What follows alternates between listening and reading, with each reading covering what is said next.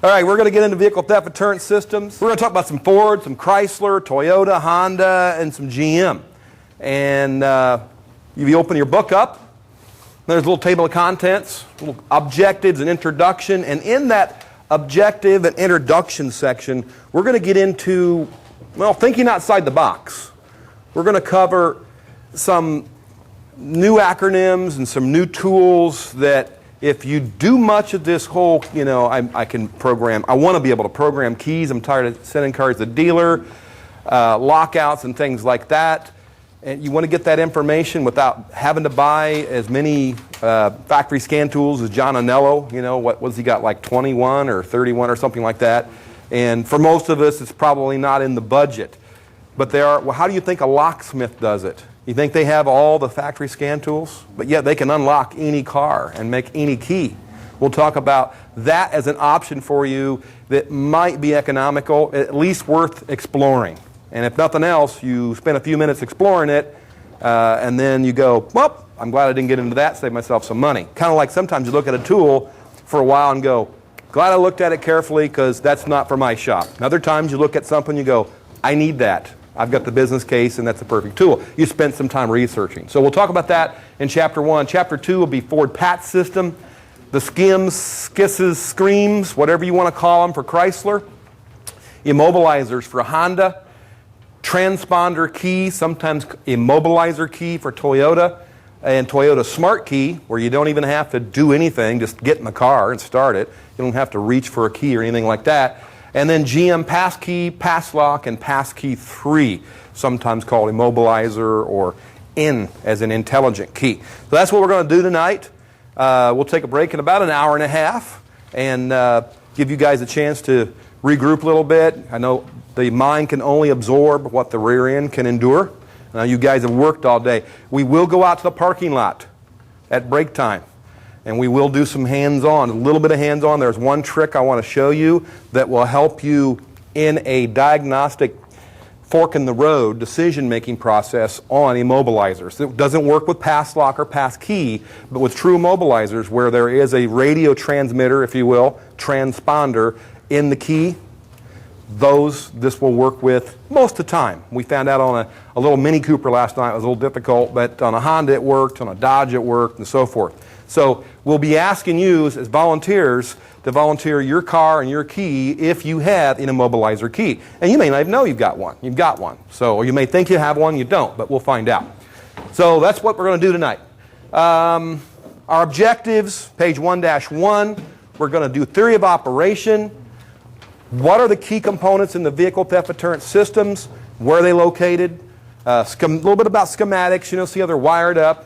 Talk about diagnosing no start, security lights, and so forth with popular scan tools. Programming systems, common failures. And we won't cover a bunch of the locksmith tools out there. We will just give you a little, a taste of the fact that they do exist. But I'll give you a bunch of websites where you can go check that out. And on page 1-2, just a little trivia, background about vehicle theft deterrent. A car stolen in the United States every 33 seconds. Is that number vary? Like in Peoria, it might not be as often. In this neighborhood, what do you think?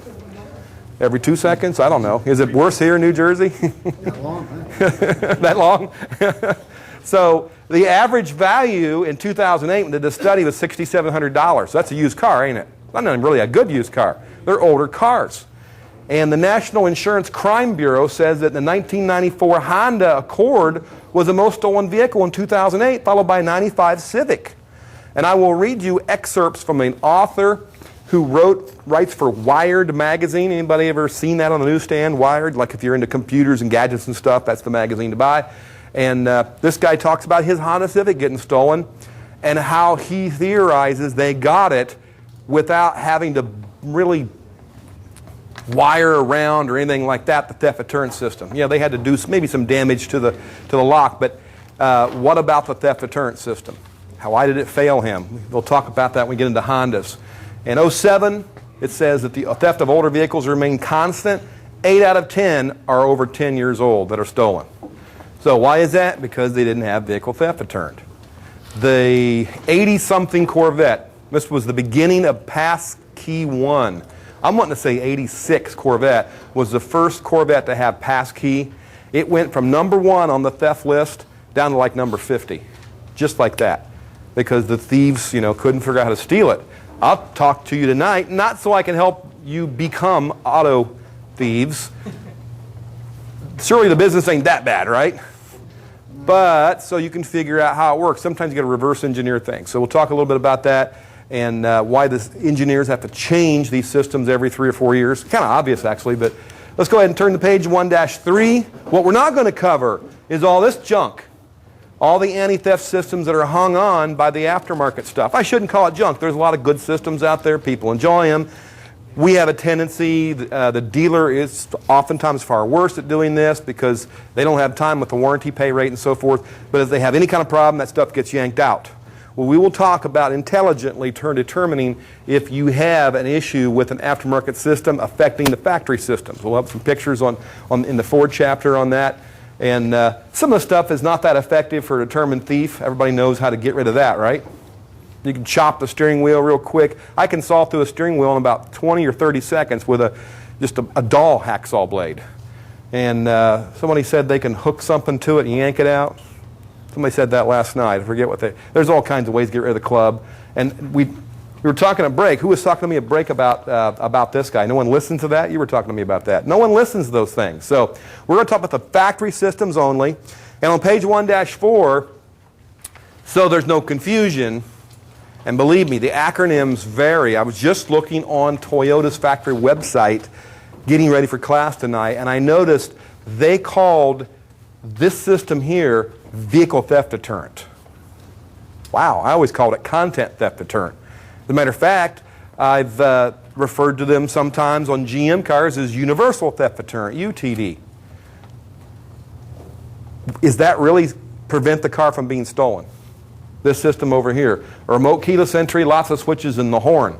That's content theft deterrent. That's if you break the window or maybe you open the door after it's been locked with a key or with the key fob and you reach in, or maybe the window's down, you've done this in the shop, you reach in and it's been locked with the RKE and you hit the unlock button to get in and the horn's honking, you got to go grab, hit 2 buttons or whatever the routine is for the key fob.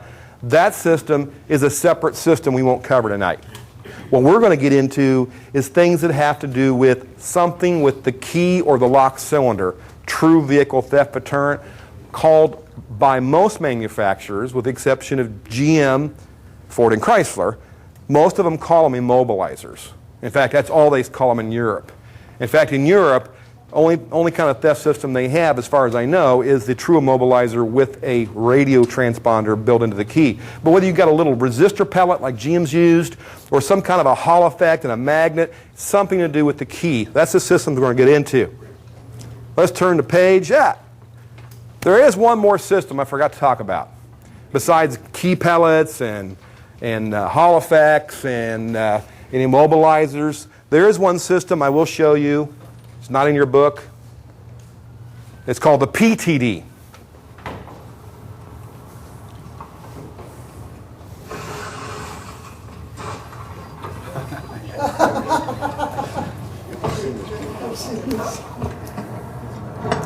The trunk monkey theft retrieval system. Because sometimes getting your car back is simply not enough. Another revolutionary idea you'll only find at Suburban Auto Group, pending approval by Department of Agriculture. All right, PTD, of course, stands for primate theft deterrent, all right? Okay. Where do you get those? Suburban Auto Group, of course. That's right. NASTF, who's heard of that place, that website? Hopefully a bunch of you guys, right? I can't spell NASTF, all right? I know what's the number for 911? Where do you find the NASTF's website? One's a really quick way. I think everybody knows IETN, right? Whether you're a paying member or one of those associate members that can, just get posts and make posts and so forth, or you can actually look into all the archives and so forth. If you log into IETN as a member and you go down the lower left-hand corner of the home screen after you log in, there is a little box that says resources. And some of the resources say things like Lambda calculator and OBD2 codes, like a complete exhaustive list of OBD2 codes. And underneath that, there's one that says OEM website matrix. Meaning the matrix is like not the TV show or the game, but it means you've got this huge collection of OEM websites you can click on by letter, like A for Aston Martin, and B for Bentley, and C for Chevrolet. You can click on all these letters and come up with the OEM's factory website. Because we all know that Mitchell and ALLDATA are good products, but once in a while, we're getting our butt kicked. We need to go to the factory information. You may not want to spend $1,000 or whatever for a whole year, but hey, this Ford's in my shop kicking my tail. I'm going to want about 2 days worth for $20. What a bargain. And you're actually looking at the same info, the same bulletins, sometimes preliminary bulletins that you'll never see in the aftermarket information systems, and schematics, and sometimes in the case of Toyota, for example, new product training. That's all done through this NASTF link it's called NASTF.org, NASTF.org. That's all these sites right here. So who has done OEM web browsing through here? Anybody done that? Anybody went to NASTF? Just Pierre in the back. Okay. This is written, a guy over here. Great. This is written down. If you forget the NASTF.org website, just go to IATN and click on OEM Matrix. All right? And you can do all that. But that's not why I've got it up tonight. For those of you who maybe have been to this site to find factory info, like here's gmtechinfo.com. If we scrolled on down, we'd see Ford. There's Ford, actually, fordmotorcraft.com. And by the way, a little sidebar. I want to stop for a second. The motorcraft.com website, when you go to it, you look at it and go, yeah, it looks like a consumer website. You see a picture of a NASCAR or whatever. You go up the top, and one of the little headings, you click on service information. Then you'll get to a website that makes you think, uh-oh, now I've got to subscribe. Now they want my credit card. There's a password and an ID place to put that in. Go over to the left side of the service section of motorcraft.com and click on OBD2 service information. Anybody ever done that? Does anybody do good? Good man. You do mode 6, I'll bet you. Mode 6 and some of the information about the readiness monitors. Yeah. Monitors, anything OBD2 related, including, who's doing mode 6 in here? Who uses mode 6 occasionally? All right. Very good. Is it frustrating? A little cryptic, but helpful. So it's kind of like, you kick your butt for doing it, but then, gee, if I didn't use it, I'd really be up the creek. If you want to take some of that data in mode 6 and figure out what the heck this SID is or what this, TID is and so forth, that's where you get it for free on motorcraft.com. You just click on that OBD2 info on the left side of the screen, and it leads you to this huge list of all the model years, one file for gas, one file for diesel for like 05, 06, file for gas, file for diesel. You click on that file, let's say you had an 05 Crown Vic, gas motor, you click on 05 gas, and boom, this PDF comes up, and you can save the PDF file to your hard drive so you don't have to go mess around finding it again. And it is like 40 or 50 pages of off the deep end, really detailed information on how a Ford OBD2 system works, including all of the decoding of the TIDs and PIDs and all that mumbo-jumbo of mode 6, and the number you multiply that number on your scanner times in order for it to make sense, like 7,642, what the heck is that, an EVAP system? You multiply some tiny fraction, and now it's like, 32 PSI, or some number you can deal with, and you wrap your head around. So that's in motorcraft.com. The reason I got this up here tonight for vehicle theft deterrent, what's this say right here? Vehicle security information. Most of you probably didn't know that was there. When you click on it, you're going to go into a whole new world. And there'll be a tutorial. In fact, we go to the next page, 1-6. When you go into this tutorial, you have your speakers up on your computer, and it takes about 20 minutes. And I think we ran out of time Monday night, so we're not going to do it tonight.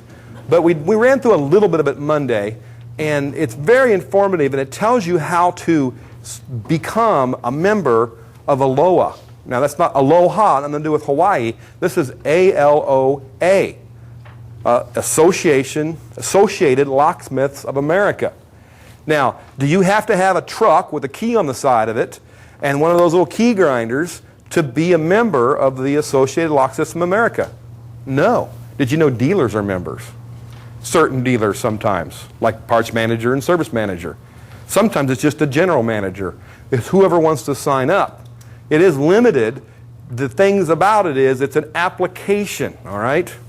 And it is, it is government ran. If you look at this part, national, so we know Uncle Sam's looking at us, Insurance Crime Bureau. By the way, speaking of Uncle Sam, you know what tomorrow is, don't you? You guys got it all done, right? You know what I'm doing tonight after I leave here and go to the hotel? I'm installing my TurboTax and doing my taxes, hopefully. Actually, I'm filing for extension. I don't have time. Gosh, I'm so busy these days. But the government is your friend, right? Yeah. Okay. Well, in this case, it is helpful. They do provide professional technicians, whether you're a locksmith, dealer, or independent aftermarket shop, with information on making keys, redoing some of the codes and so forth, without necessarily having to have a factory scan tool. That's good news, because I'm sure you've noticed with some vehicle theft deterrent systems, you're pretty limited with the Snap-on or Genesis or whatever aftermarket scanner you've got. They're great tools.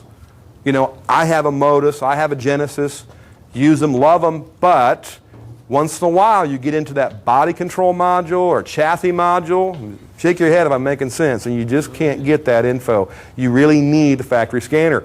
Well, who's got a factory scanner in here? At least one. At least one factory scan tool. What do you have, sir? Tech 2. What do you have? Tech 2, IDS. IDS and Tech 2? Excellent. Back. I got back. Okay, for European cars. Anybody else? HDS. What is it? HDS for Honda. Oh, the Honda HDS. Good tool. All right. So this is a minority of you guys. And that's typical at classes I do. It's a small minority. Hands up, who's got Snap-ons in your shop? Who's got Snap-on scanners? Okay, very good turnout for Snap-on here. Who's got OTC of some kind? Genesis, Pegasus, whatever? Okay. This is about the usual. I get the same numbers in every class, whether I'm in California or New Jersey. It's about maybe half Snap-on and a third, or a little bit more than a third OTC, Genesis, that kind of thing, and then a few factory. And the guys that have factory tools, you probably have a Snap-on or a Genesis or something like that as well, don't you? Anybody got Auto Ingenuity? Anybody got Auto Ingenuity? Great, yeah, that's catching on. Anybody got Ease? Anybody got the Ease scanner? Okay, all right. Oh, Pierre's got an Ease. Very good. All right, so, by the way, what direction are all scan tools going, especially factory scan tools? Yeah, laptop scanners. So we're going to talk about that a little bit tonight. And does anybody do J2534 flashing? Just one guy? All right, okay. Scary. Anybody got a Toyota TechStream? Does everybody think it cost $8,000? I'm going to give you 2 tool tips tonight. Not selling tools. I don't sell any tools, but I like tools, and I like to find the tools that work well and that are good values. I will tell you about getting a Toyota factory scanner called a TechStream Lite that is only $1,345. I just got one. Great tool. If you're doing doing Toyota, Lexus, or Scion, it's the same kind of deal you're going to run into at the dealership if you have the full-fledged TechStream. You just won't be able to do pre-OBD2 cars. And then I'll also talk about this tool, which Kent Moore has not developed yet and put a price on it. It's still available at Walmart or any grocery store. It's called Reynolds Wrap, and it's like a couple bucks, right? This is a good tool for vehicle theft deterrent. We'll use that in the parking lot, okay? It sounds kind of MacGyver-ish, but sometimes that's some of the best stuff. Anyways, when you sign up for this system, you become a member of the American or Associated Locksmiths of America. You enter into something called a secure data release model. This is the operational chart. Here you are at your shop on your computer, and you access the factory websites, just like we had the previous page with all these websites. You access, let's say, Chrysler's techauthority.com, and you go, I need a skim code because I got an issue with a diesel. I just flashed this Cummins in a Ram, and now I got a no start. And I read up on it, I went on ITN, I found out, oh crap, I got to have this thing called a skim code to put in the computer. My flasher, you know, my J2534 device or whatever, or you know, my DRB3, it'll let me put a VIN in, but I can't put the skim in. I don't know what the skim number PIN secret code is. You can go to the factory website right here and then sign up your Locksmith ID, and for 20 bucks get that code. You know what you do if you don't have that? You tow the vehicle to the Dodge dealer. You tow this no-start Ram. That's an expensive little sublet labor operation for you, not to mention frustration. So you sign up, you apply, you get accepted, and I'll talk about that process later. You get on your computer, and you go into the factory website, and they've got all this information to download, and Big Brother, NICB, National Insurance Crime Bureau, is watching you, because if that vehicle that you are getting information to unlock, decode, whatever, duplicate a key, ends up a burnt out Hulk after it's been stripped, they're going to find out who the last person was that made a key to get it unlocked and boosted. But if it's just in your shop and nothing happens to it, it's not a big deal. So you are being watched. There's a transaction log. There's a registry. Of course, you know, your Locksmith number goes in there and they validate it and so forth. That's all done just like that on the computer. Turn the page. Also, you don't have to be a member of this right now. This is on this website. It's the OEM security matrix, and the vehicles we're talking about tonight are up here. You've got the Chryslers, and you look at the tools that you can use to work with security systems with Chrysler. The DRB3 is up there, the StarScan, and the Star Mobile. By the way, the gentleman in the front row has been working with John Anello this week. It's one of those week-long ride-along things. John Anello, the guy with a yellow Hummer that goes and does a lot of the, what's it called, a mobile diagnostic tech service. And have you already unlocked keys or made, you know, did anything kind of security stuff this week? Dozens? Okay. All right. So I hope this doesn't get into John's back pocket, right? Like, me telling these guys this. No, there's plenty of work for all of us, really. So plenty of work for the dealers, John Anello, and all you guys in here. Now, the DRB3, the Star Scanner, the Star Mobile, and so forth, and it does not mention a J2534 tool. However, if we go down here to Ford, option 1 is a J2534 tool. So who said they were flashing? The gentleman up here with the Harley-Davidson cert. You've got it. Which one do you have? The Snap-on, bro. The Snap-on, okay, the Snap-on J2534. It goes with your Veris? Yes. Okay, excellent, all right. And so how many cars have you flashed so far? Two cars, okay, you're just getting started then. You can do some Ford PATS stuff with J2534. Option 2, for those of you who had the IDS, I think somebody over here had an IDS, you're ready to go with that because it's on a J2534 platform. What is that, by the way? Since only one guy's got J2534, I'm going to hold one up. It is an SAE standard, speaking of G being over in Detroit at the SAE convention. It is a standard for an interface between the car, we all recognize a 16-pin DLC, and your computer. What kind of connection do I have right here in my right hand? USB for a laptop, desktop, whatever. So it's simply a box, but it's not always a box. I'll talk about the ones that are just basically a cable with a kind of a bulky version of a DLC plug tonight, and that's the TechStream Lite, aka the Drew Mongoose J2534 flashing tool. We'll talk about different flashers tonight. But that standard is what a lot of the auto manufacturers are going to for their scan tools. So when you get your Ford IDS, whether you use your own laptop or they send you a Panasonic Toughbook, if you get a Toyota TechStream, the full-fledged version from the dealership that comes with a big Panasonic Toughbook and a huge docking station, I'll show you a picture of one when we get into the Toyota processors, or the TechStream Lite, it will be some kind of a box that interfaces between the DLC and your laptop via USB. So that's what J2534 is. factory scanners are going that way. Flashers have to be that way in order to flash different things. General Motors allows you to flash anything on the vehicle.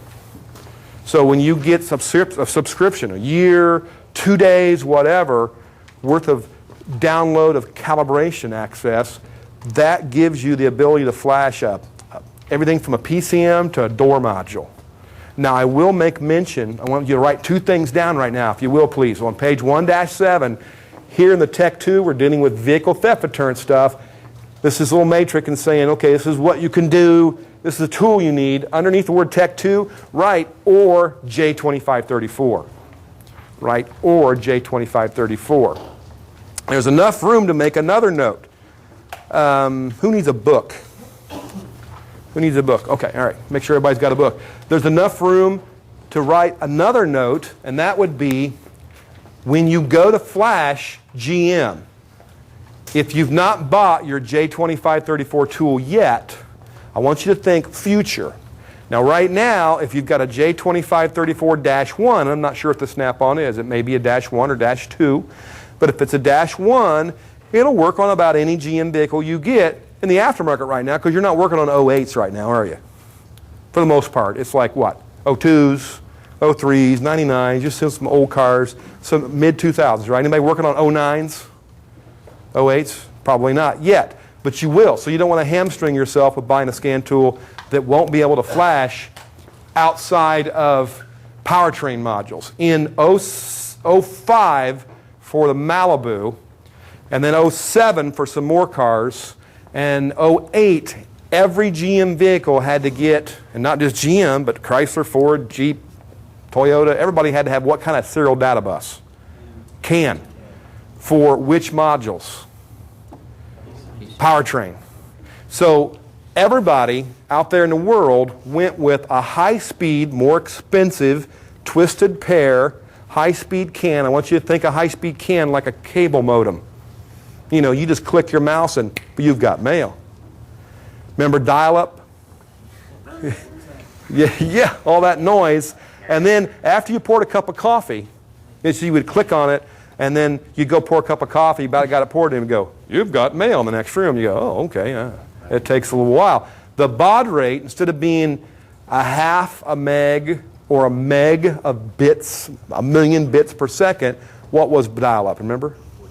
Yeah, 14.4, 28 something, 56 if you're in a good day, 1,000 bits per second as opposed to a half a million. So the lower speed buses were the ones that were the pre-CAN, and there's also another version of CAN. If you probably knew this, but if you didn't, let's say you got an 07 Silverado in your bay. There's modules that are on the high-speed CAN bus that need to talk fast. And that would be PCM, or if you have it separated out, ECM, TCM, and chassis. And if you have electric power steering, it would include that too. But if it's out of that realm, it doesn't need to talk that fast. Think about it. If you've got a wheel speed sensor slipping, it's not slipping, but the wheel's slipping, and the wheel speed sensor's telling the ABS, you know, with its frequency, hey, all the other sensors are going 5 miles an hour, but the right front on the bottom of this Cavalier is going 85 miles an hour.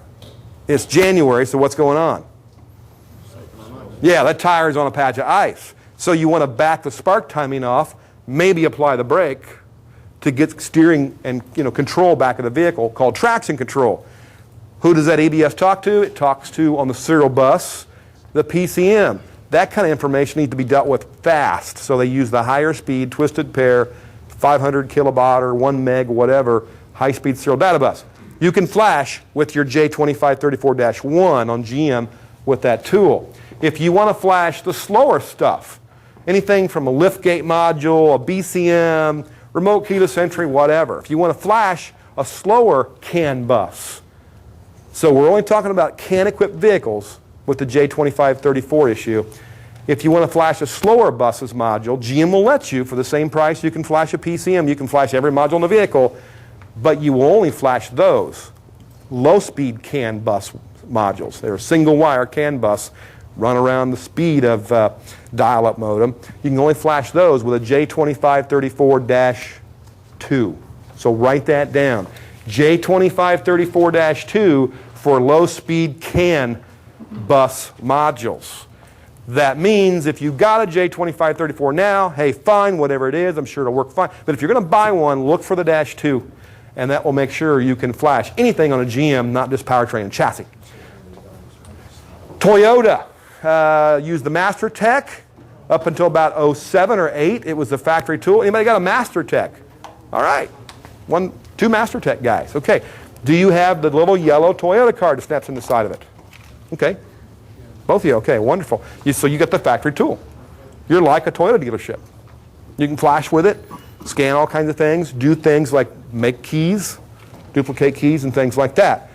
Now, in 08, they moved to a TechStream scan tool, which we'll show you a picture of it later, but it's a Panasonic Toughbook that snapped in, no pun intended, to a big snap-on docking station with huge rubber handles and a great big heavy-duty cord for the DLC.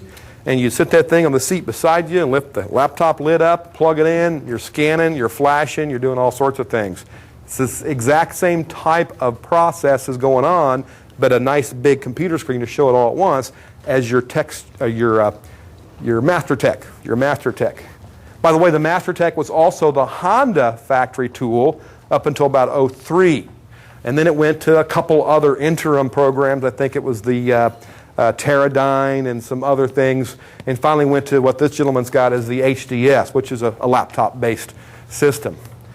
On the subject of tools, I want to give you a name of a company that if you do want to get into laptop scanners to save you some grief. Now, obviously, you can go into ITN and look in the forums and look in the equipment forums and get a lot of information there, but sometimes we get, battling egos too, back and forth. And so some of you may not want to go in there and feel like you're a dummy. I hope they don't get to that point. But if you want to call AE Tools, I would just Google it, A as in Adam, E as in Edward, Tools.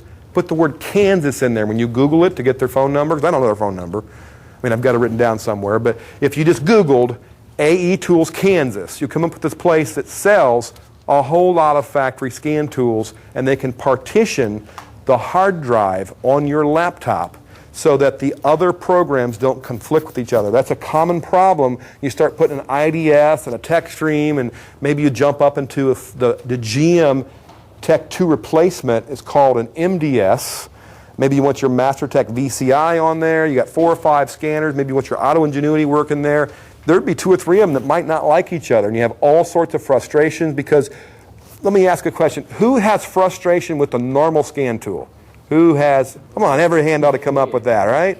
Now, imagine adding that frustration to PC issues.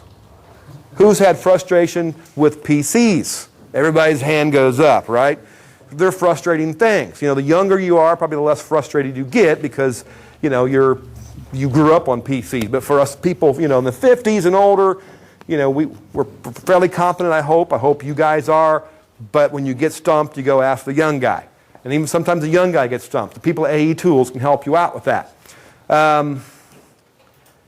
What's John Anello use? I know he calls somebody up in New England, I think, that handles all the updates and so forth. I don't know. I know he's got somebody in England. In England? I know that. Wow. That's probably the Picoscope guys, maybe? I know that's from England. But anyways, find a place that can do a lot of stuff with your support. It's not always about the cheapest price. It's about the support, and that's the thing with a lot of this stuff. Now, what can you do in these vehicles? Well, 96 and newer on Chryslers, you can deal with Immobilizer key codes and the pin codes with the factory tool. Not applicable. You don't do an Immobilizer reset. The same thing, a key code on the Fords and also on GM key codes and Immobilizer resets. And Toyota, both Immobilizer resets and key codes. And the same thing on Honda along with the pin code. So those are things you can and can't do. And just for granted, they put the radio on the side there. By the way, if you got more note room here in GM, on radios, it's not hard to unlock a radio that's got a code number programmed into it by the customer. But when you get a GM vehicle where there's a serial data bus wire going to the radio, it learns the VIN number.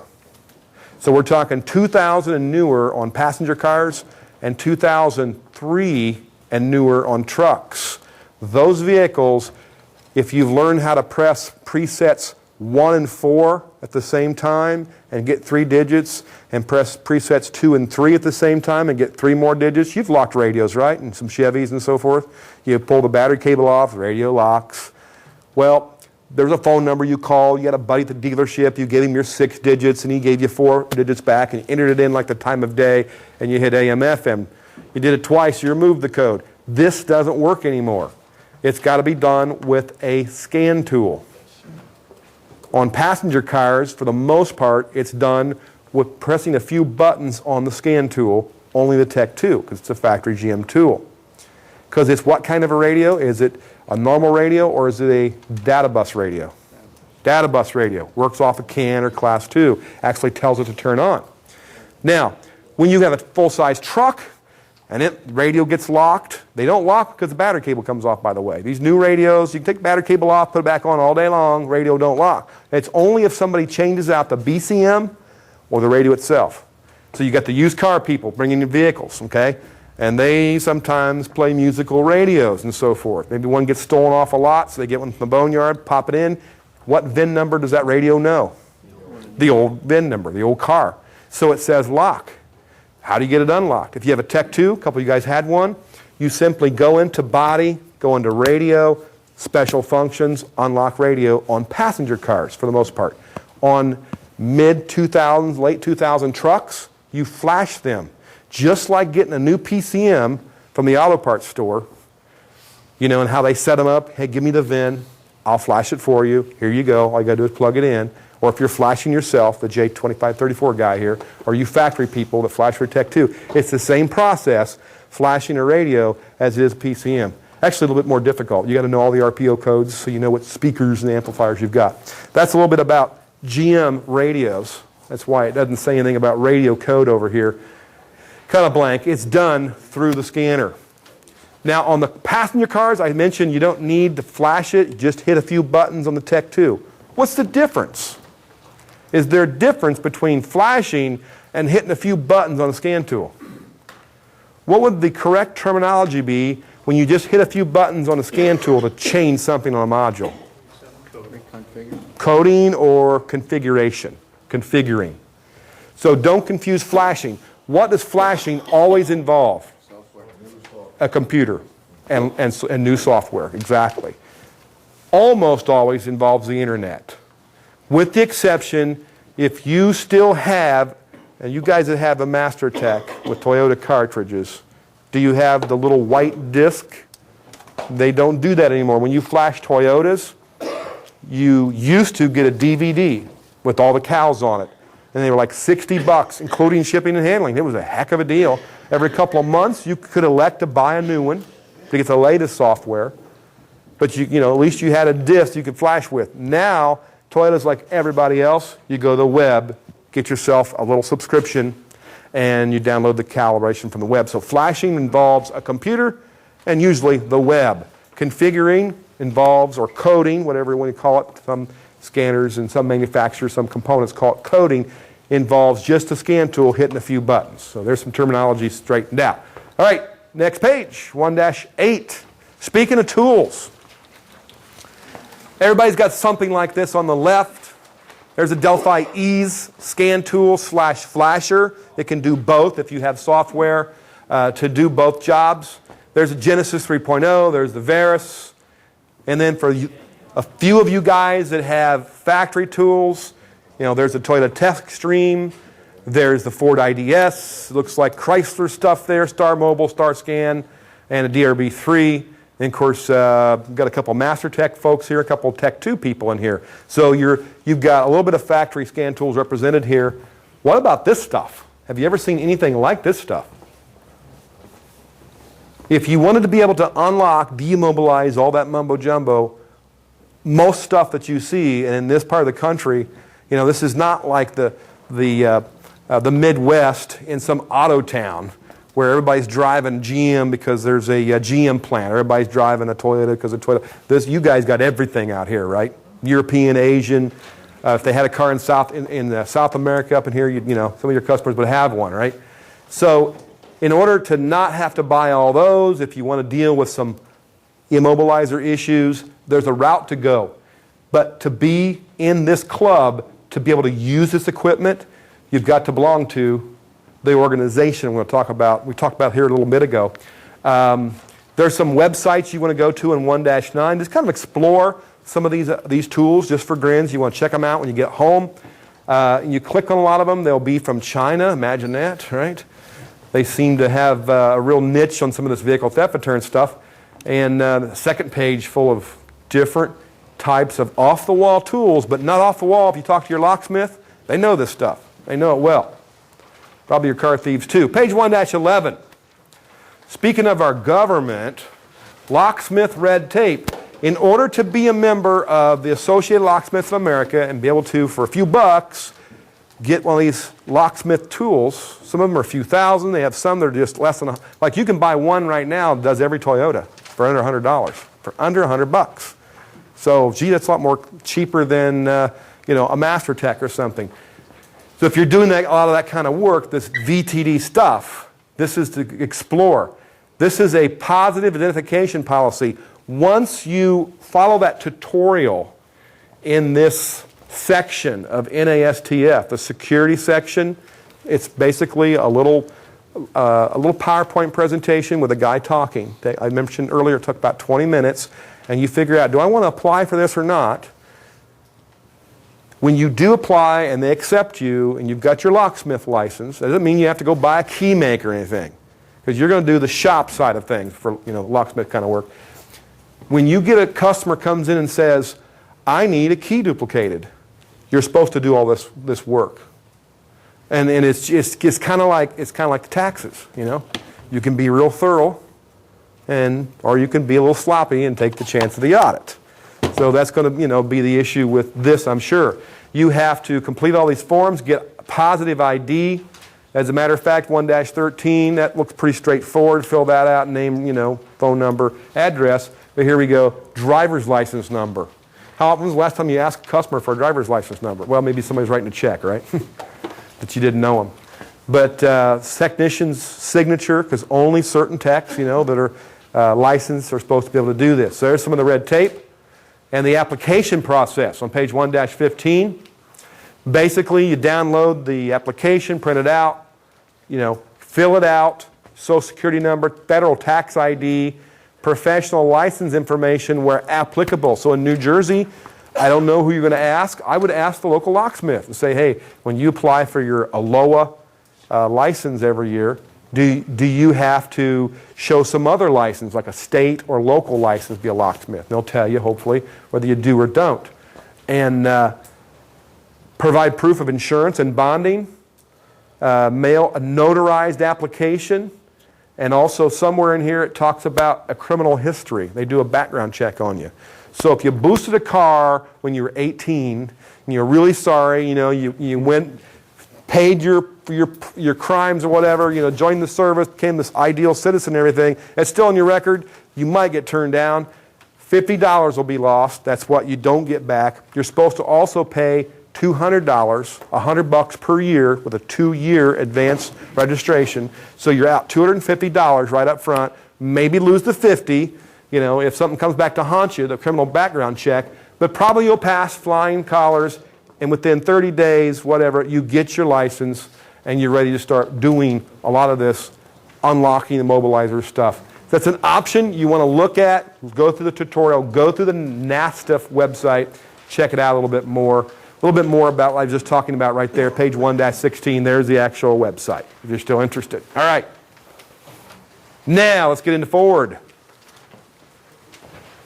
Vehicle theft deterrent systems on Ford. The very best vehicle theft deterrent on Ford for the Ford Mustang is a Crown Vic police cruiser.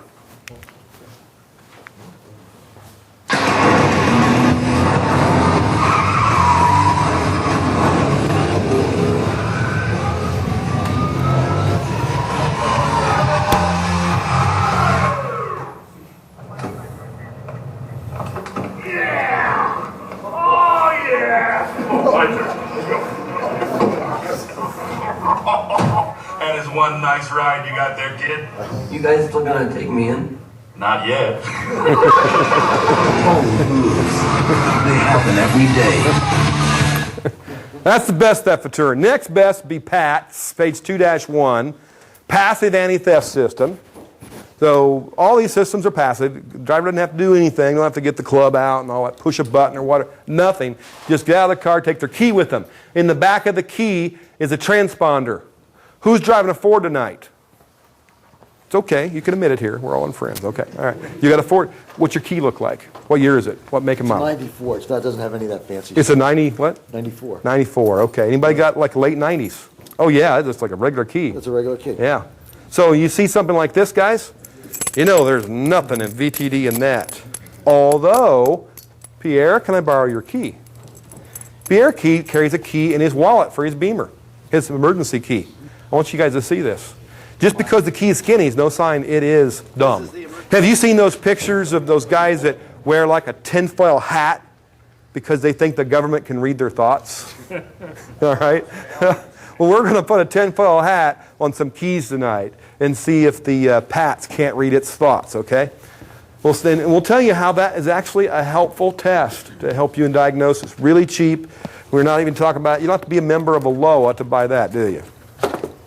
Now, embedded in the key is this little glass tube.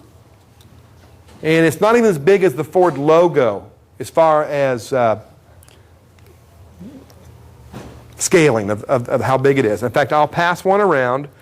I won't pass a Ford key around that I've cut into, but I will pass around a Cadillac key. Once you learn Ford, all you got to do is learn variations and terminology differences for GM, for Chrysler, for Toyota. It's the same type of technology. I'll pass around this little piece of tape, and it'll be in it a transponder, and then I'll pass around a key. You can see where the transponder goes. It's been carved out, and you can see inside that key. But what it is, it's a ferrite core. That ferrite core is wound up. Can you see this? What's that look like? It's some copper wire, just like a field coil. So it's been, dipped in some kind of shellac. So it's got some insulation on it. It's all wrapped up, and it becomes an antenna. If you stretched it out, it'd be fairly long, and it's an antenna so that this little circuit board, it's kind of hard to see it, but this circuit board right inside of here has got capacitors and diodes and resistors, microprocessor, the whole 9 yards.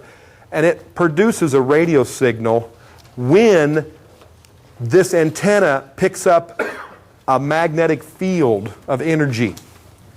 So EMI, electromagnetic interference, stuff that we don't normally like, right, is actually helping us here. There is something else on the car called a transceiver. This is the transponder. Something else in the car called a transceiver. When transceiver means what? Does it transmit or does it receive? It does both. It transmits and receives. So the transceiver is sending out this 80-volt field that bombards this key with energy, and that's what makes it, this little winding come to life, power up that circuit board, and make that chip in there send a radio signal that's unique for each key. We're talking about 75 billion different combinations. Yes? No batteries involved. No batteries needed. Isn't that great? And 75 billion. I don't know what the world's population is, but it's less than 75 billion. Is it like 3 billion? No, it's like 6 or 7. 6 or 7 billion people. So we have a little while before we have that many cars on the road, right? It won't be long, right?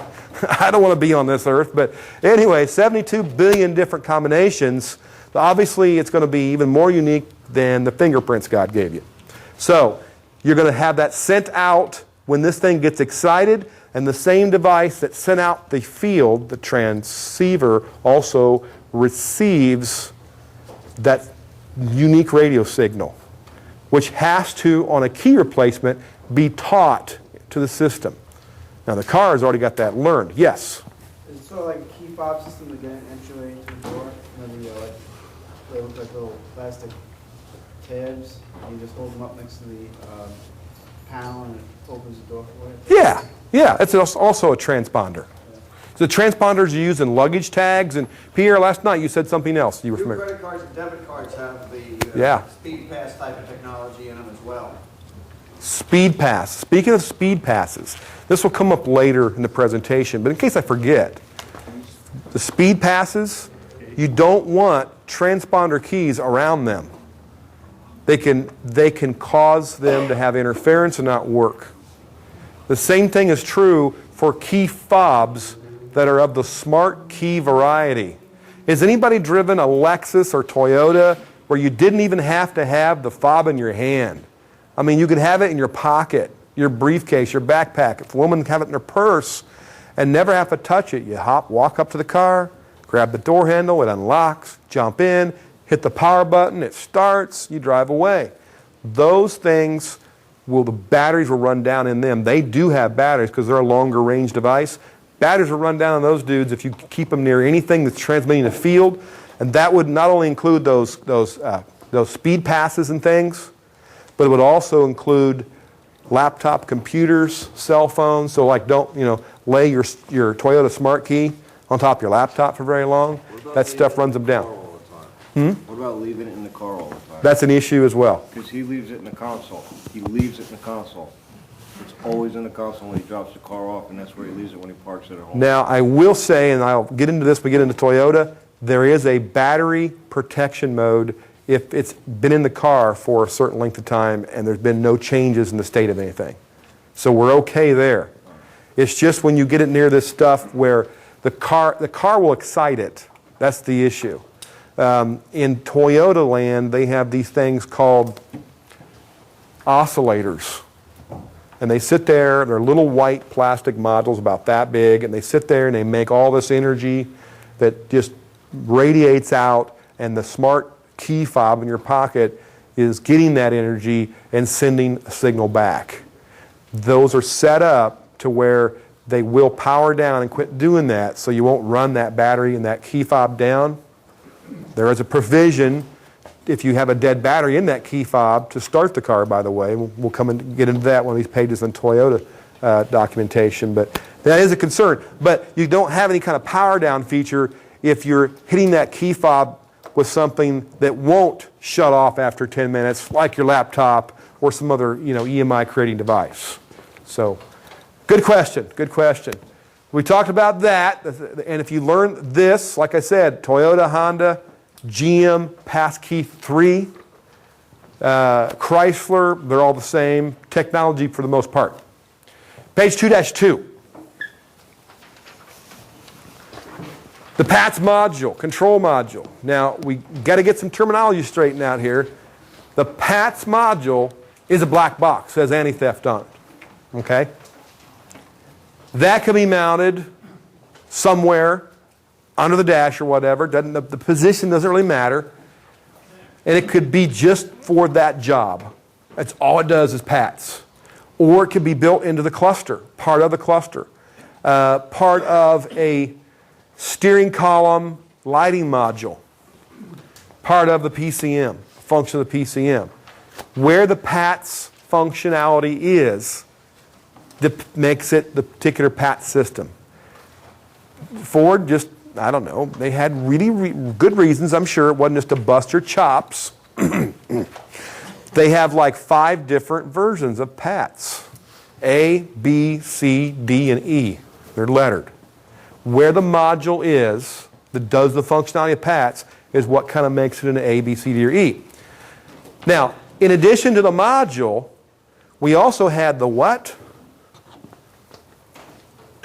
What do they call the little piece that's being passed around right now, embedded in here? The transponder. And the transponder had to be excited by something that transmits a field, and this thing also would read that transponder on the same little coil that that transmitted the field. It reads it. This part was called the what? Transceiver. Transceiver. So we've got a transceiver. We've got which is a part usually going to be really close to where the key goes. You see that hole? Obviously that's for a lock cylinder, isn't it? I'm going to pass this around. That is a transceiver. This particular one's for GM, but they are the same type idea. A big coil and that coil radiates that 80 volt field to excite that guy. And when that guy transmits, when he gets excited, that same coil in that transceiver then takes that radio signal, pulls it in, turns it into a message, and then this takes a message and says, is that a good key or not? Makes a decision. And then contacts other modules that then carry out things that actually keep the car from starting, like the PCM for fuel pulses. On some cars, not Ford, it could be a couple of relays. Honda likes to use a couple of relays. A PGM-FI, for fuel pump actuation, and then a relay, and I'm not a Honda drivability guy, but there's a relay for a fuel return or something to do with the fuel return line, some kind of a solenoid for that. And those are all shut down if we don't see the right key. In Ford, it's going to be the PCM saying no pulses the injector, and on some Fords, starter relay will not be grounded, so we won't crank. Of course, everybody knows it's pretty easy to make a car crank with a pocket screwdriver. Kind of dangerous if the car's in gear, though, right? If you're underneath it, that is. But it's kind of hard to get a car to start.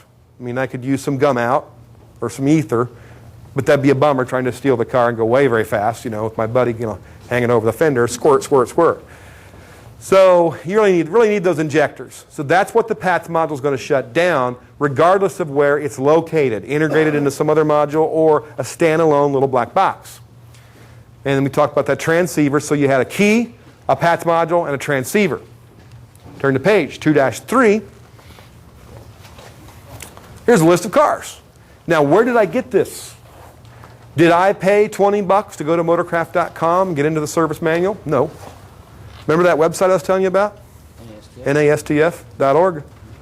Clicked on vehicle security, the top of the list of things you can click on. And I went to Ford and got this for free. It's not the latest information. I want the latest information. I'm probably going to have to go to Motorcraft and get it. But it's good up through about 04 or so. And there's the different models and model years. And it tells you the type of module the PATS system uses. What kind of a system it is, A, B, C, D, or E. It tells you the maximum number of keys that can be programmed in the car. And you see a car like an Expedition or a Crown Vic, those are going to be used a lot for fleets. You might have a lot of drivers, and they all want to have a key that's got the teeth cut so you can turn the lock cylinder, not have to use a hammer and a screwdriver to steal the car, drive the car. And then you also have to make the PATS happy, so that key's got to be programmed to that car. All right, next page, we already went through that. PATS systems, all versions similar, but different. And the transceiver will be in the steering column, wherever the dash, wherever the lock cylinder is. The PATS could be anywhere. It could be in the PCM, in the cluster, whatever. And this is important to know. Starter disable, and does it require a parameter reset?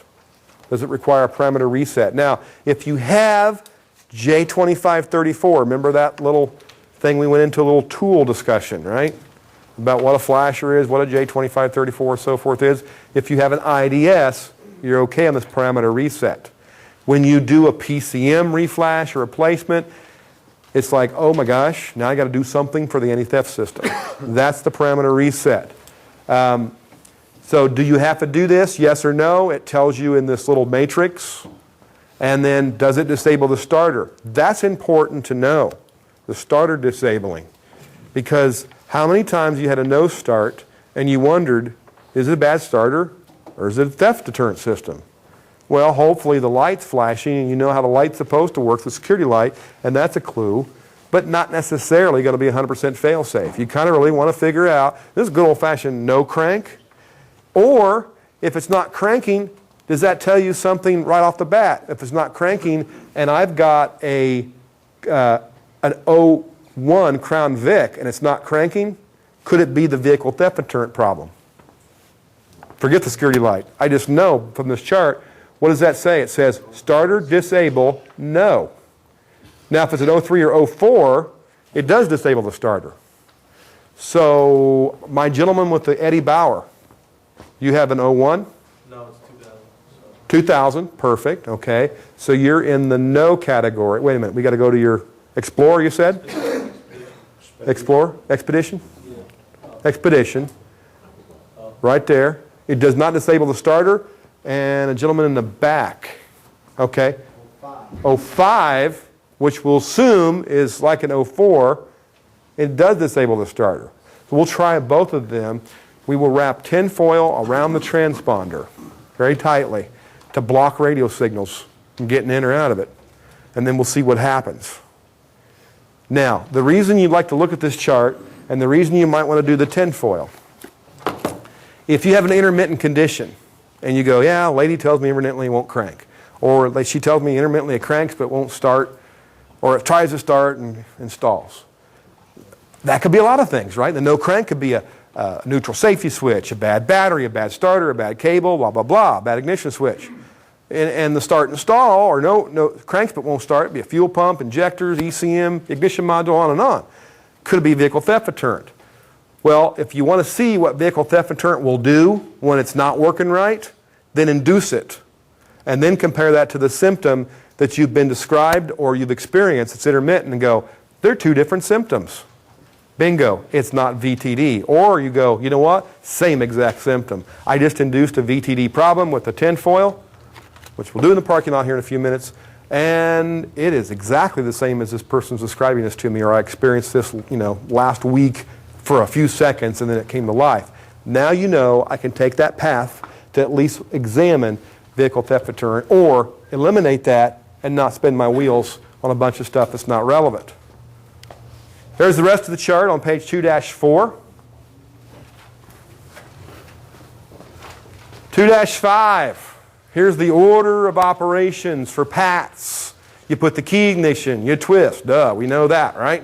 Number 2, PAT's control module sees the ignition input and sends a command on a TX circuit. So the transceiver, the little coil in it that's, typically in or near the lock cylinder, this guy's going to be told, hey, go get a key code. So it radiates its field. The key responds back with a radio signal, one of 75 billion possibilities. It reads that, and then on the RX, the receive line, then I went too far there we go. On the receive line, the transceiver sends the key code to the PATS module, and the PATS control module compares the key code to one stored in EEPROM memory. That's what you program when you add keys. And that's all done on either an SCP, the Ford J1850 compliant bus, or the CAN bus, controller area network, if it's like an 05 or newer Ford. And the PCM then gets that message for enable the fuel and maybe also work on starter relay if it does no crank as part of its little routine. And it controls the theft light, the security light on the dash. Right, next page.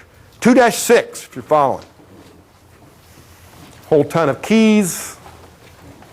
Tech tip, PCM enables the fuel pump and injectors for about a second without a valid PATS message. What does that mean? Start stall, just like GM pass lock does the same thing.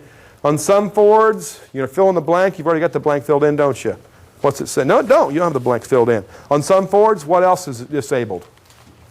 Electric starter. Electric starter.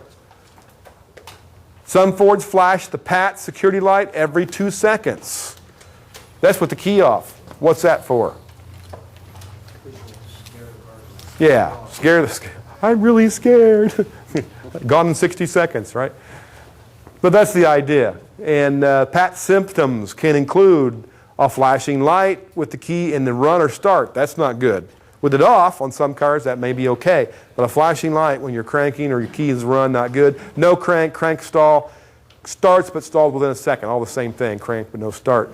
The security light goes out in 2 to 3 seconds. PATS is okay. So that's a health check. Just like an airbag light. 7 flashes, then goes out. Good, it was working. If the engine stalls after 1 to 2 seconds, PATS is not the problem. That's interesting. The light goes out, PATS is okay.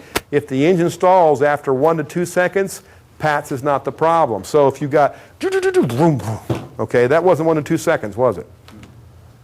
That could be PATS, especially if the light's on. But if you got, that's not PATS. A couple seconds, It's just probably low pressure in the fuel pump or whatever, some other issue that you guys already are comfortable with. When the starter won't crank, verify you have that kind of system. So the tin foil, look in the chart I have up here, whatever, and see what that car will do or supposed to do, either written or experienced with the tin foil, and see if it's going to be a no crank issue on that car. Page 27, there's some PIDs you can see with scanners, and they vary from scanner to scanner how much you can get. I've hooked up a Snap-on to a Taurus, got quite a few of these PIDs. Access, security system access, everything's abbreviated.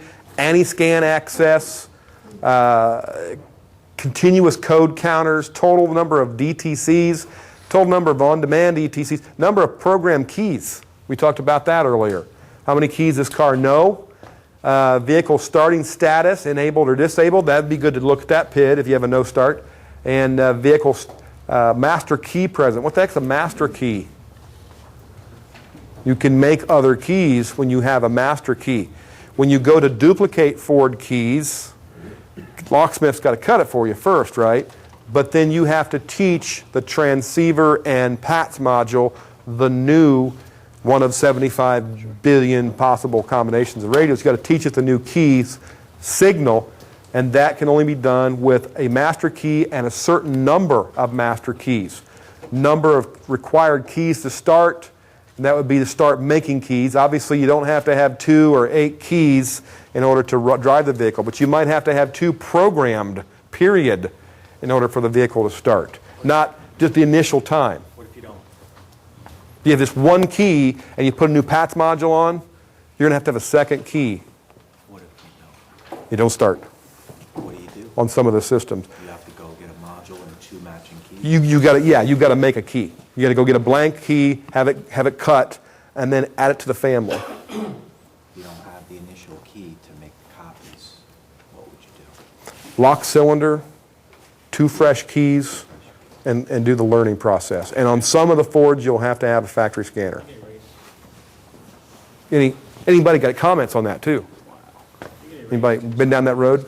You can erase and just start with any sort of keys. Oh, that's true. So you've got any key that turns lock cylinder, obviously, it's got to be cut right. But it can be taught. It can be reprogrammed, erased, and As long as you have to. so the old PATS module is looking for keys X, Y, or Z. You don't have them, so you get some new ones they're A, B, C. You can teach the PATS module. If you exceed that number, you got to erase some in its memory, but just add the 3 ins. Does that answer the question? Okay. But you need a factory scanner for that? You need a factory scan tool to erase the... A factory scanner, yeah. I don't think my Auto Ingenuity does that. Hang on a second, though. A lot of times you have to have a key that works. A lot of them you do the cloning with a known good key. Do it. PATS key programming. This was the Auto Ingenuity. Initiate gives you step-by-step directions, at least on this particular Ford. So you got to get the factory manual, unless you're really confident that Mitchell All Data is going to do the job for you, and see what they say. For those, the 2 people had Auto Ingenuity in here, we know at least that works. Does anybody use their Modus or Genesis or anything like that, Snap-on or OTC, on Ford's key programming? Anybody? So there's still some unknowns, but at least we know that this particular one failed. There's a story behind that. It failed because it did not have that system per se. It had been monkeyed with by a remote start installation. We'll talk about those here coming up. I think this is on some kind of loop doing the same thing over and over again. But it does have that ability. There's the different types of systems on page 2-8, the A's, the B's, the C's, the E's, and so forth. And A and B use the standalone little black box called PATS. C puts it in the cluster.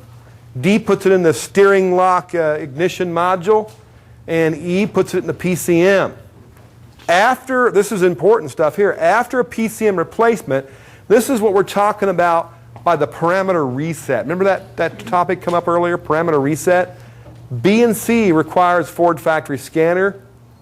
Could you also put a note here, or J2534? So I flashed a PCM, great. I took it to the local parts store, they flashed it for me, dealer, I've got a J2534, I've got my IDS, I go and I flash this Ford for a drivability problem. Now I got a no start. So now I have to drag out factory scanner or J2534 again and do the parameter reset for these two systems. B and C, and interestingly enough, one of them is a standalone and one of them is in the cluster. But we had that list of which cars is which is A, which is B, which is C, earlier we could look at. A and D, start the car and go. You flashed, you're good to go. You got the green light. Type E, again, factory scanner or J2534. PATS module replacement. So this is after a PCM replacement. And then we get into some sticky wickets with that. When you replace a PCM, Ford has different terminology than I am a guru at. I'm not a guru really at anything, but that I'm experienced at. When I talk flashing, my comfort zone is General Motors, and I know there is what's called reprogram and replace and reprogram. When you learn one car, you guys know this, you know the others, you just have to learn the different lingo. Ford has different terminology. Who's flashing Fords? Can you help me out with the terminology? PM something. Programmable module installation? Is that it? That would be GM's equivalent of replace and reprogram. And what that is, in GM lingo, it simply reprograms every bit of software into that unit. If you just do program, it just changes what needs to be updated. It doesn't erase it all. You might think of it as reformatting your hard drive. Who's done that? That's not an easy job, is it? It's a little longer than just adding some kind of a fix for Windows, a service pack or something like that. So there's the equivalent. You can change a little software on your computer, or you can completely start over, reformat the hard drive and add the software back on. Adding the software back on from nothing in GM lingo is replace and reprogram. In Ford lingo, it's programmable module installation. And then I believe the other Ford lingo would be just program. I'm not positive on that one, but it's the lighter, shorter version. I just need to update a few things. If you don't want to mess with the PATS system, you want to go with the just program. But if the PCM is just dead, fried, you know, the new one you get with a Ford, you can't just do a reprogram. You got to do a PMI, programmable module installation. Now the difference there with Ford is, take that back, when you do a Ford and the module's not dead, you got a good PCM, but maybe one injector just won't hit, and you traced it back, it's a PCM, this won't fire that injector. Good injector, but just the driver's out on it. So it's fried, but the unit still's got a good brain in it. The PMI, there's a nickname, term, phrase for that. It's called inhale, exhale. So when you hook your Ford IDS up, it actually pulls some data out of the old unit that we can use. And then you put the new unit in, and you put that data back into the old unit plus any updates. So it's a little bit bigger procedure. If you, It'll cross-load. You cross-load into the scanner and then back. Exactly. It's like back and forth. If you don't have a good unit, it's fried, and you need that base software, things that pertain to that particular car, I'm assuming the VIN, I'm not positive on that, then you got to do what's called, I've got a mental block right here, as-build data. Thank you. We thought at the same time. As-build data. Going to the Ford website, downloading a bunch of stuff that pertains to RPO codes and things like that. So depending on what you're doing when you're reflashing will affect what happens here with the PATS system. Okay? Now, on PATS module replacement, so you're replacing the black box, or if it's in the cluster or somewhere else, someplace else, on Type A, actually Type A is a standalone unit, just pop it in and take a previously programmed key and cycle from off to on. And you've just got your PATS module ready to go. And on types B and C, you got to have a Ford factory scanner. I don't know for certain if the J tool will take care of the type B and C or not, because it's not doing a PCM, it's doing the PATS module. In this case, you're replacing the PATS module. Clear as mud, or a little clearer? I hope a little clearer.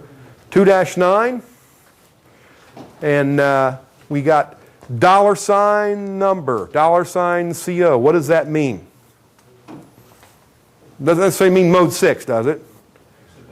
Although we do see this stuff in mode 6. It's a hex number. And that hex number, $10, means that the PATS is built into the PCM. If $CO, it means it's built in the PATS, standalone PATS module. $60 means it's built in the cluster. So there's another way on the scanner. If you can go into vehicle theft deterrent and you see one of these 3 numbers, you know where that module is located. Maximum number of keys, we've already talked about that. There's some PIDs right from a screenshot, right from a scan tool, right from looks like a brick maybe. Run, PCM's verified, any scan enabled, number of keys is 3. The PCM ID is stored, no in this particular case. Spare key enabled is yes, and so forth. There's some things we can see. I just added this slide in last night. A gentleman up in, it was Connecticut, where was we? Southampton? Okay. They, I think it was Preston, is that his last name? Can't remember, Bob something. He ran into, this is really common. You guys recognize these boxes here? Remote starters. Well, how do you beat the system? I mean, don't you have to have the little transponder key in the car in order for the remote starter to work from 300 feet away? Yeah, they can take a key and slide it near the transceiver. So this part right here that's in the column, you can take it, sometimes right in the column they can do it, where you don't even see it. Other times they build a little box. The kit comes with this little box. You open it up, and look, there is a Ford key. It doesn't even have to be cut. It can just be a blank, as long as it's been programmed to the car. And look at this little thing right here. That's a big coil. So you might think of this as like a radio repeater.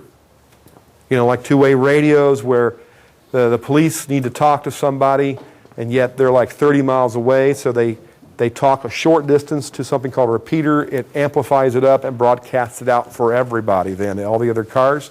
This is a version of that. It's going to amp up that signal and broadcast that to that transceiver. They can either wire into the transceiver or it can just amp up the signal from the key, and so you've always got a car ready to go. You don't have to have that key, but could that cause problems? So it's best to try unplugging these things when you think you've got a PATS, but you've got a security light flashing, you've got some intermittent no starts and so forth. These issues could be a factor in that. So beware. They're typically under the dash, driver's side, so they have been pretty consistent with that, most of the installers. Anybody have any stories to share about these things and issues? Remote starters and vehicle theft deterrent. Now's the time. Makes it easy to steal the car. It does. I mean, you really slam the lock, and away you go. Just beat the mechanical part of actually turning the ignition switch. Still got to do that. Or you could just, make a key if you can get access to the key codes from a dealer, and that's been something traditionally done even before vehicle theft deterrents. Take the VIN, and it gives me a code I can take to a locksmith, and they can make that key with those teeth. Or you can just copy a key real quick. It doesn't take very much time. You can go to Walmart, get any key copied, but then you've got to get that VTD issue solved. That's going to be the critical part for the thief to do very quickly. If they got up against a car that's got a remote starter, not a factory one, but one of these, their work is made easy for them. All right, it's time before we take into Chapter 3 on Chryslers, take some tinfoil and some Ford keys out the parking lot, see what happens. Chryslers. Look familiar, 3-1. Immobilizer, got the transponder made in the key. Now, I will say this, with most of the Chryslers that do not put the key actually into the fob, so we're talking the little Pentastar on a gray key versus this. If you don't have that, if you've got this, I've got a 99 Sebring at home. And the key part, the plastic part, is black and it's thin. There's no immobilizer in it. But if I had a Sebring Limited, it would have an immobilizer and the key would be much thicker, like this one. That's not necessarily going to tell you it's got an immobilizer. We looked at Pierre's key earlier, and it was a little wallet spare key for his Beamer, and it's really, really thin. But at least in these Chryslers, that tells you. Now, would we have the immobilizer in a key that has a key fob built in the key? Maybe yes or maybe no. We'd have to look that up on the build data, on the owner's manual, whatever. Well, it could probably will have it. If it is a key, however, fob that does not have a regular key like we think of. Has anybody got like an 08 Caravan key on them right now? Looks like the Mercedes, how they used to. Just, yes, a square peg-looking thing. And you go, dang, I can use my Leatherman or something and turn that. And you can, but it won't start. They are so confident that the electronics, the transponder in here, will prevent that car from starting. They just do away with the need for a lock cylinder. Now you still need, if the battery is dead on this thing, for keyless entry, not vehicle theft deterrent, but keyless entry, you still need something to get in the door, don't you? So I believe those have some kind of backup key. Slides out. Yeah, slides out of it. We'll talk about that with Toyota Smart Key as well. Yeah. So basically you've got immobilizer, big thick gray key for Chrysler. You've got the key fob, key assembly, which could have immobilizer in it. And you know definitely got a immobilizer if you've got the last type I described. Anybody know the name for the name of those things? Fobic. Fobic. So you look at this fob and go, oh yeah, there's the lock, unlock button. You look at the end of it and you go, where the heck's the key? It's got this little plastic square peg or whatever. That is the key. Because the vehicle theft deterrent is that good. Components we're talking about here. A special key with transponder chip, a skim module with an antenna loop, just like with Ford. And GM will find the same way, and Toyota and so forth. A shared indicator lamp with the STSS, which is security theft something or other. In other words, it would be the content theft deterrent, as I like to call it. Although, like I mentioned earlier, in Toyota's factory website, I've seen it called vehicle theft deterrent. But it's not really preventing a thief unless the thief's scared of the horn and the light's flashing. That type of system. That's what this is. So they share the same lamp for that with the immobilizer. And you've got a BCM and a PCM involved. All right, theory of operation, SKIS module, the antenna loop located around the lock cylinder. So we've got the SKIS would be in Ford lingo, what? Transceiver. Okay? Now, we'll find out the SKIS could be called a scream or a WCM. Oh, gee. It's confusing, ain't it? Basically, you've heard of ECMs, right? You know what a PCM is. What's the difference? Add the transmission controls. What's a VCM? GM lingo. It's got engine, tranny, and we added something else, ABS. We called it something different. If the Chrysler, see if I can find a picture of it real quick. Right on page 3-11. If you've got something that is in the steering column, a black box, and an area you see that's round, you know if something goes in there, probably the lock cylinder. If you've got something like that, it could be called a skim, scream, or WCM. Now, skim is just Sentry Key Immobilizer Module. So what do you think it does? Just vehicle theft deterrent. Keeps you from starting the car if it's the wrong key. Scream is also known as a keyless entry module because it's Sentry Key Remote Entry. I don't know if the other E is for. Actually, I put too many E's in. It's only one E. There's a typo there. So scratch out one E on page 3-11. I just skipped forward a little bit. So we added a function to it, just like a PCM. We added tranny controls with the ECM. We had to have a new name. So we call it a Sentry Key Remote Entry Module. So it does keep you from stealing the car, and it's also the receiver for your fob to unlock and unlock the doors, okay? It's other jobs. Now, make a note somewhere here because I don't really have this written to suit me still. I'm still working this class out, making it better.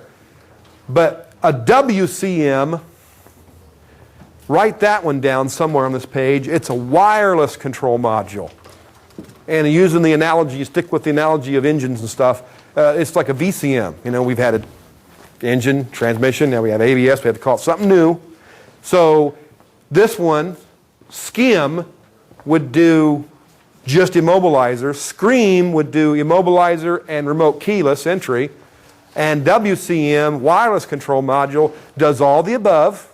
Immobilizer, unlock the doors, so it's a SCIM, it's a SCREAM too, and we added one more wireless thing. Think of something on a Chrysler or any car built since '07. Wink, wink, there's your hint. That would be wireless. What'd you say? Wireless, besides keyless entry. Tires, yeah, TPMS. TPMS. So write down WCM, it does immobilizer, it does keyless entry, and it does TPMS reception. Okay? Let's go back a couple pages.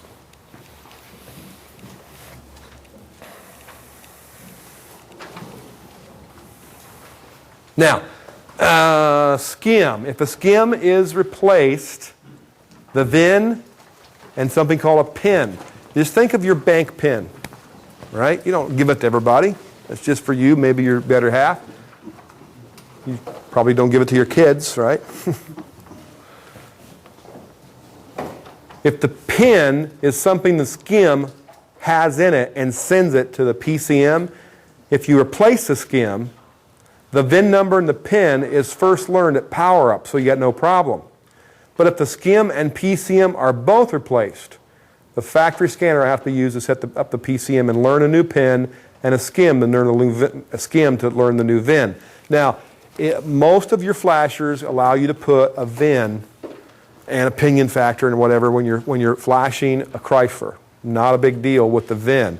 The SCIM pin is the tricky part. On Sprinter, this little bottom of page 3-2 is a little different topic. It's on making keys. You got to put a VIN in and a random number you get, a screen code ID, a calculation. This is pretty in depth. Follow this TSB. Look where it leads you. It leads you back to NASTF. You click on Tech Authority for Chrysler factory websites. And then you go to this page right here. Hey, it looks like Tech Connect if you've ever used it. This is familiar looking. Your password, it's your email address. I'm sorry, your email address is your login, your password. And then you click down here, right here, key code requests. We're working on this Sprinter. We need to make some keys. And guess what happens? You click on that. Okay, security professional emergency key request. Oh, what do I need? I need to be a member of ALOA. Now, a question came up at break. I was being asked, do I have to be a member of ALOA in order to do certain things with vehicle theft deterrent, such as replace components or add keys? And the question is yes and no. Or the answer is yes and no. It depends on the make and the model. Who had the Honda tool? We were talking about that. You've got it, but somebody had a Master Tech. Who had a Master Tech? Was you and I talking this, or who else is Master Tech? Oh, the gentleman in the back. Thank you. And my buddy Bob Augustine from, at that time, he worked for Vitronics, and then Bosch absorbed Vitronics, and he worked for them for a while. Now he's working somewhere else. But I updated my Master Tech Honda card, and suddenly a whole bunch of stuff was different on it. Yeah, the original software on it, I really didn't. If I thought about it later, I thought, if it's the factory Honda tool up until 03, and here this is 2008 or 9 when I did this, why would I want to update it? What's the chances of them putting something new on something that's been dropped? Obsolete. Not obsolete. If you're a Honda dealership or independent and you've got a 99 or 2000 or 2003 Honda in your shop, that tool's invaluable. That Master Tech, you've got one, right? It's invaluable with that Honda card. But if you update it because you buy a license for the blue card, which is your generic OBD2 and OBD2 enhanced and GM and Ford and Chrysler and all that, and you update your Toyota, well, let's go ahead and buy the license, update my Honda. What's the point? Honda didn't develop any new software for the MasterTech because it's no longer their current tool. So I've got current stuff with the old card. If I do update it, it turns it back into a mere mortal independent level of Honda software as opposed to the dealer level. The same thing is true, we're going to find out with Toyota, also using the MasterTech, by the way. So to some of the Toyota software, you got to make sure you have a CAN module, and there's going to be a picture coming up on one of these screens. You got a CAN module, obviously, if you have a CAN bus Toyota, and you've got the dealer level of Toyota software in your MasterTech. MasterTech VCI, anybody got a MasterTech VCI? The little green box? Huh? The wireless. Yeah, yeah.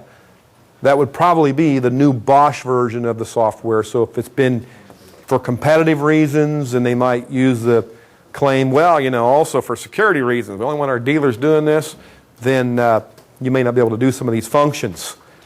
With the sprinters, you've got to do, for key replacement and so forth, you've got to have a LOA access, or you've got to have a friend that you're like this with at the Chrysler dealership who's a service manager or parts manager.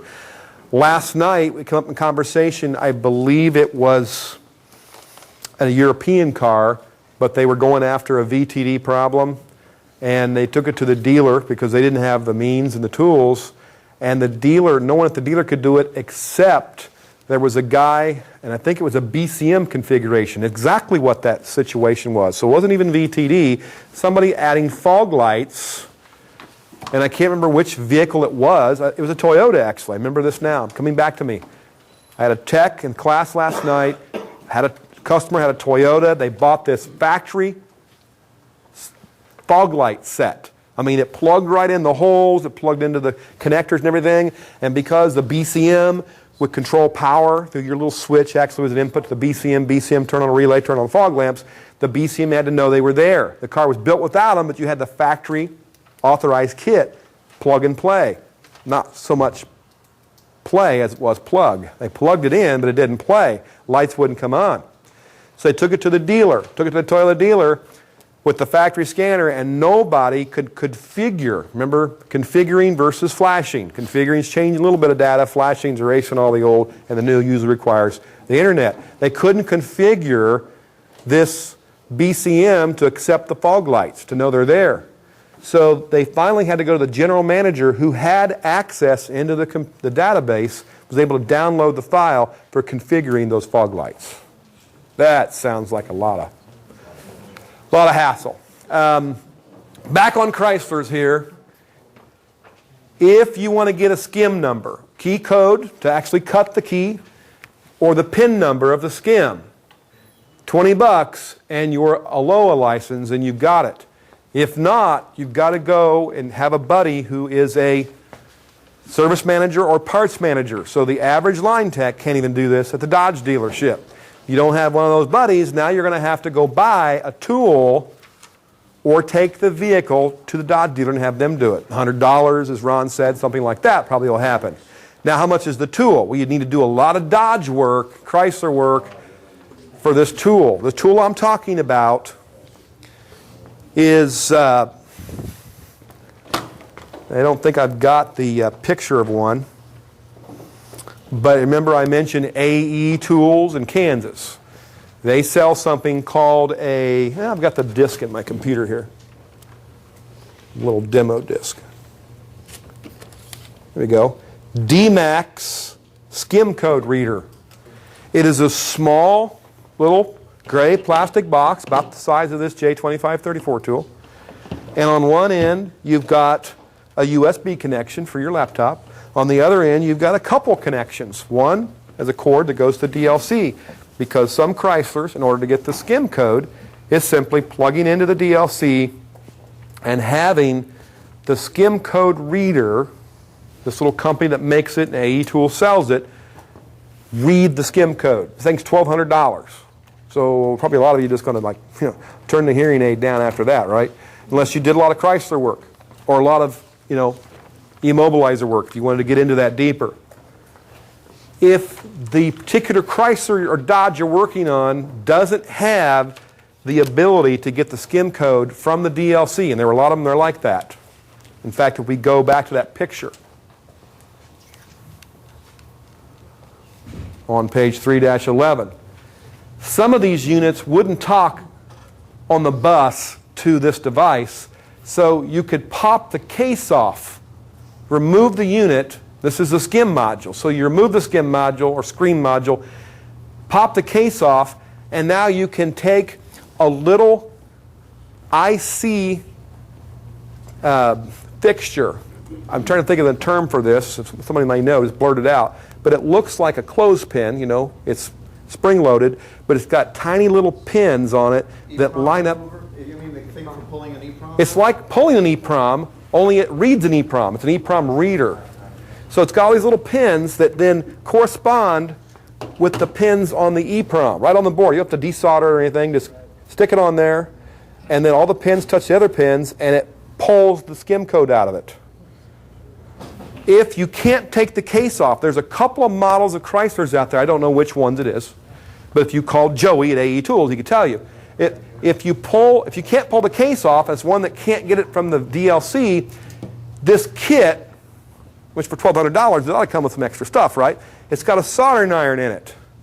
Not for desoldering something on the circuit board. The soldering iron's got this little cup on the end of it. And the little cup acts like a melting version of a hole punch. And you physically melt, there's a little template that tells you where to put it, you physically melt a little hole through the case. And then you pull that thing out. It's going to be stinking, of course, because you just melted some plastic, right? You pull the little plug out, and there's a hole that big around. You can cover it with tape later. And now you can get that little EEPROM reader clothespin thing down on that EEPROM and electronically suck out that skim code. Read that skim code. So the locksmiths are doing this, I guarantee it. They're buying these things. Just something to be aware of. By the way, we talked about the little gray key.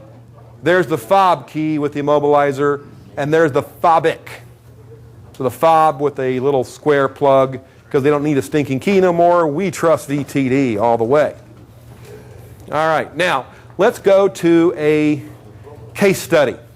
If you don't have the buddy, you're not in a LOA, you're going, oh, now I got to tow this thing into the dealership. On the subject of towing to the dealership,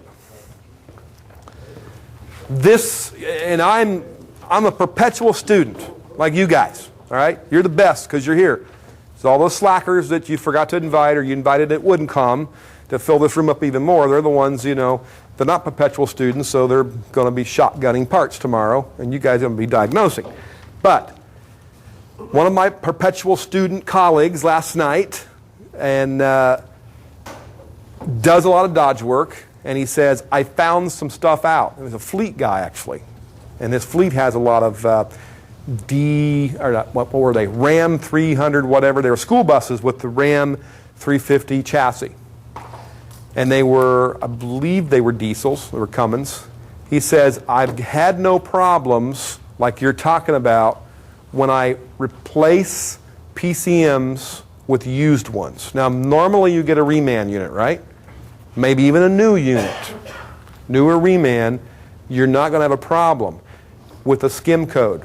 Remember, most of these systems, I didn't bring a PCM with me, but you're dealing with a special key, a transceiver, maybe some remote module, PATS, passkey, whatever, skim.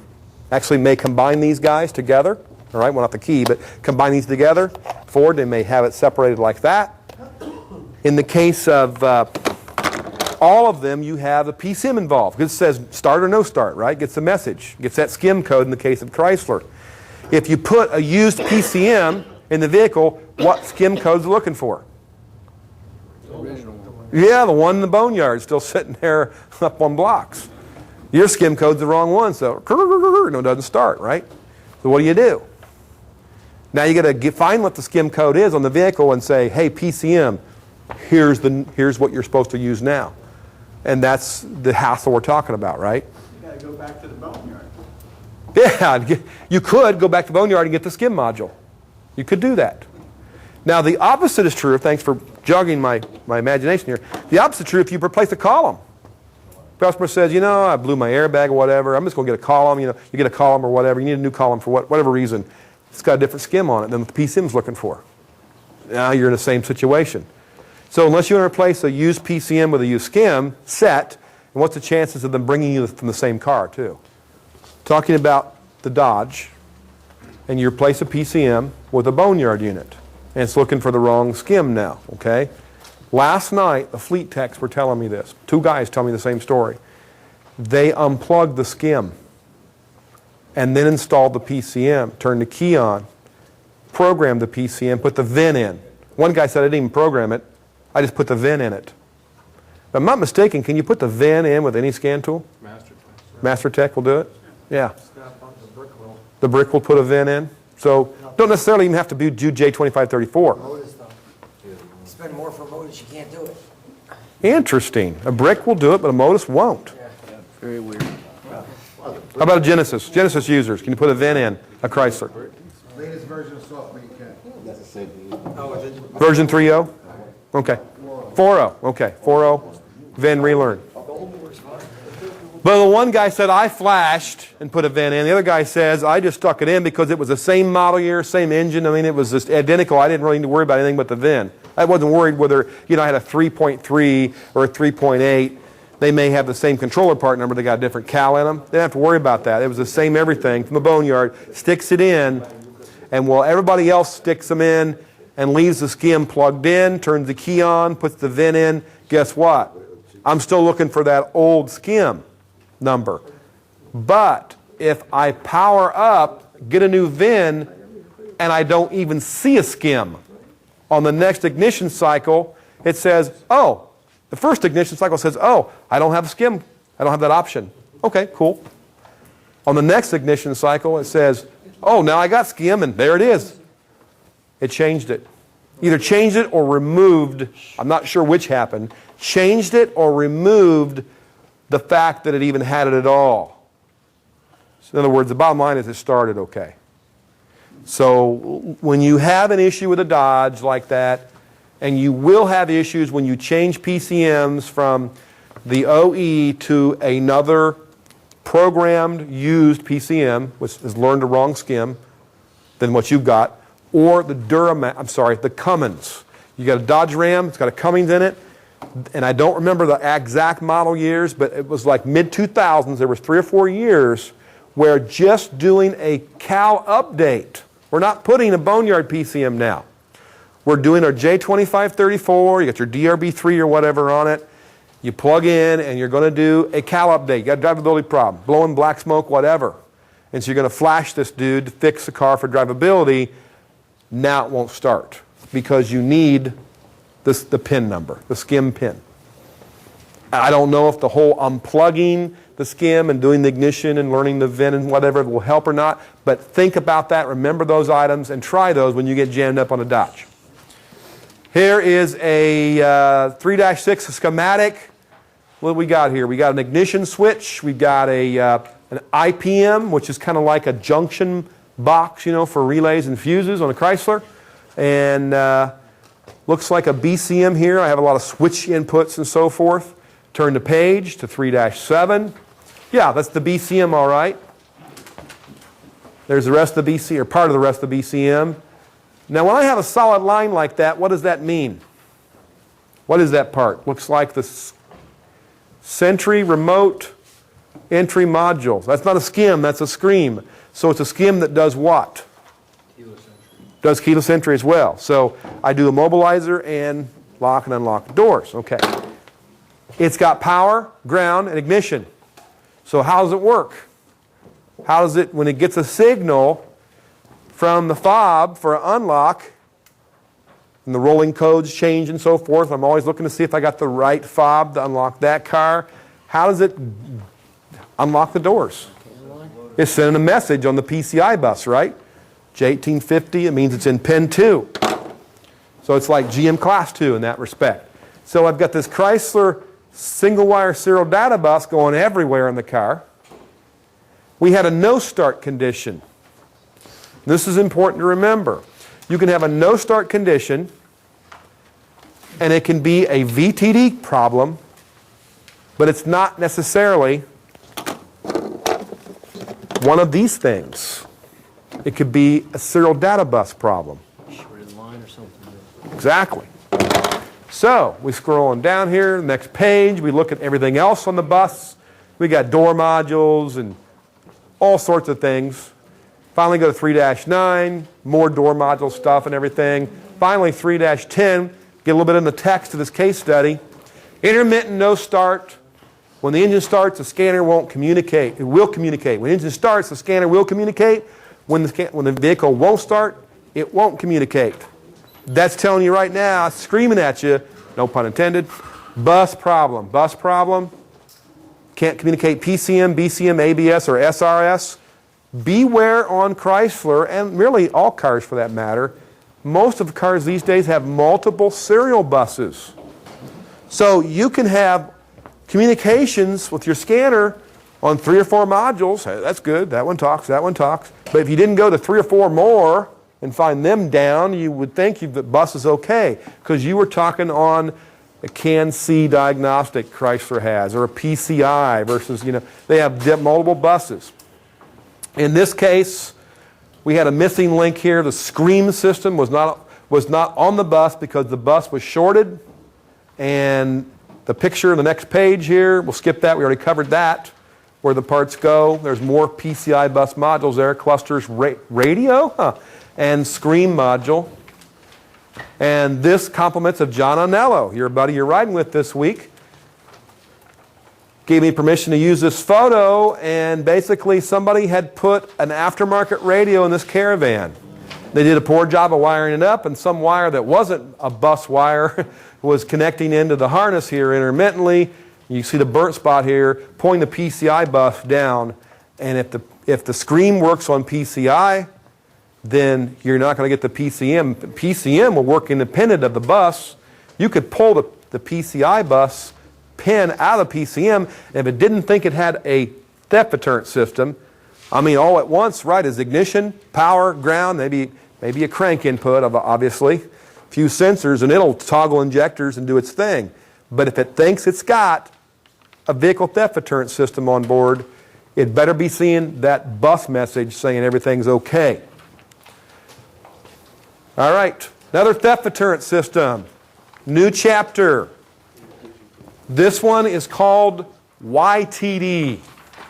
We're actually not going to get into this model yet, but I just want you to be aware of YTD.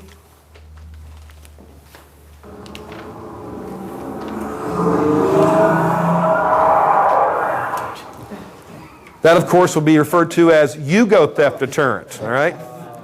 No one wants to steal it. Sorry. All right, Honda. Little nicer than a Yugo, obviously. Let's talk about Honda. Honda Immobilizer. And you'd be surprised who makes what for who.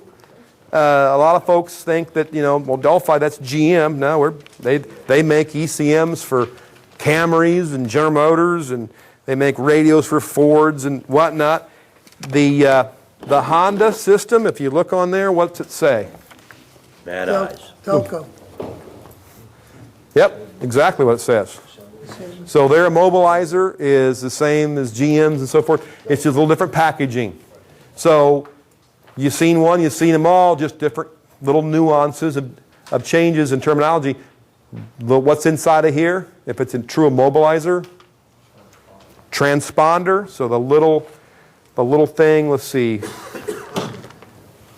sends out the radio signal when it gets excited. That means this does what? This is called the, regardless of what Honda calls it in the service manual, you just get some generic terms thick in your head there. This is a transceiver that's going to excite that and read that. So the key will go in the lock cylinder, which goes in here. In fact, obviously the outer portion of this is actually shown because there's your positions of the key 0, 1, 2, and 3 as you rotate. Next page. This is worth remembering tonight, okay? So I know you guys worked hard.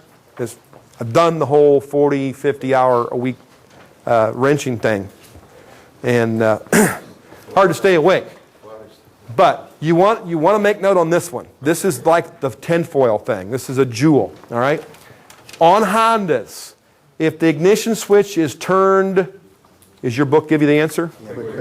Quickly from lock to start, the engine will start and run for 1 second, then shut off, acting like a GM pass lock.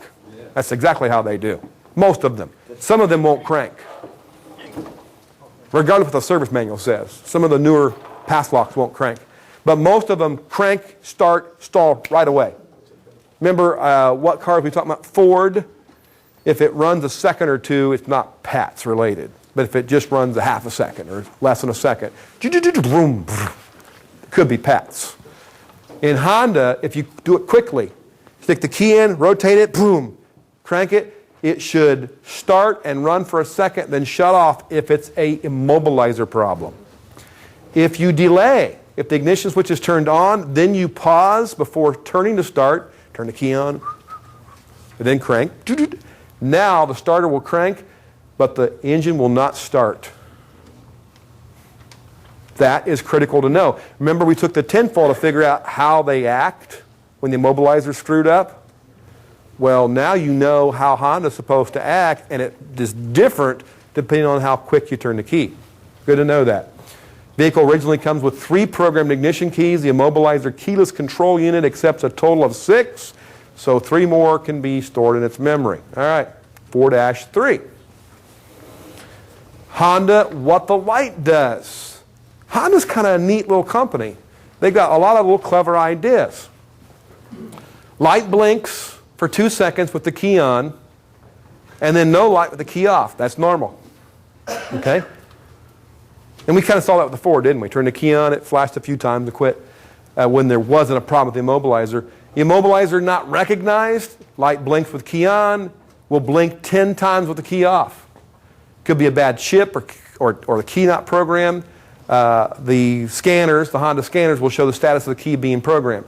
The immobilizer indicator doesn't even work, doesn't even come on at all.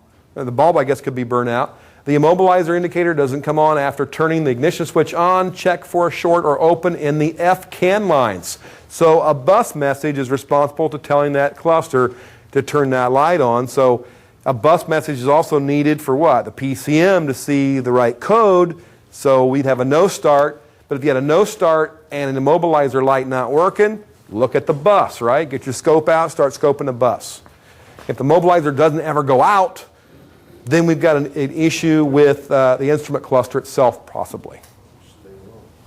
It turned on, it won't turn off. All right.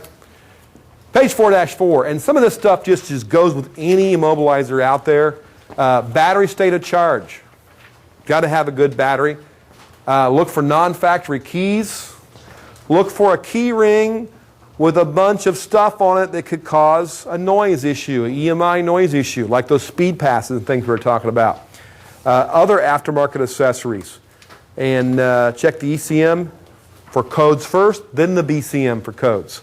And check, I don't think, yeah, I've got that. Status log, is that in your book? Yep.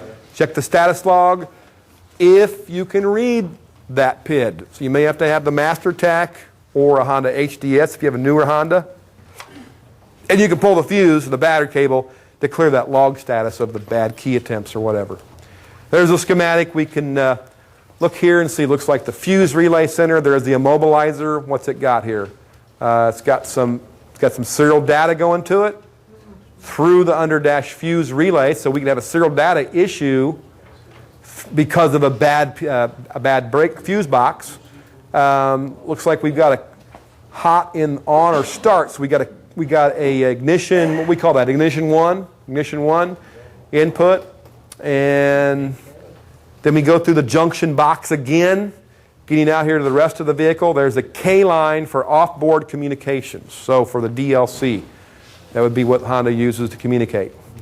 Toyota. Content theft, we're not going to cover.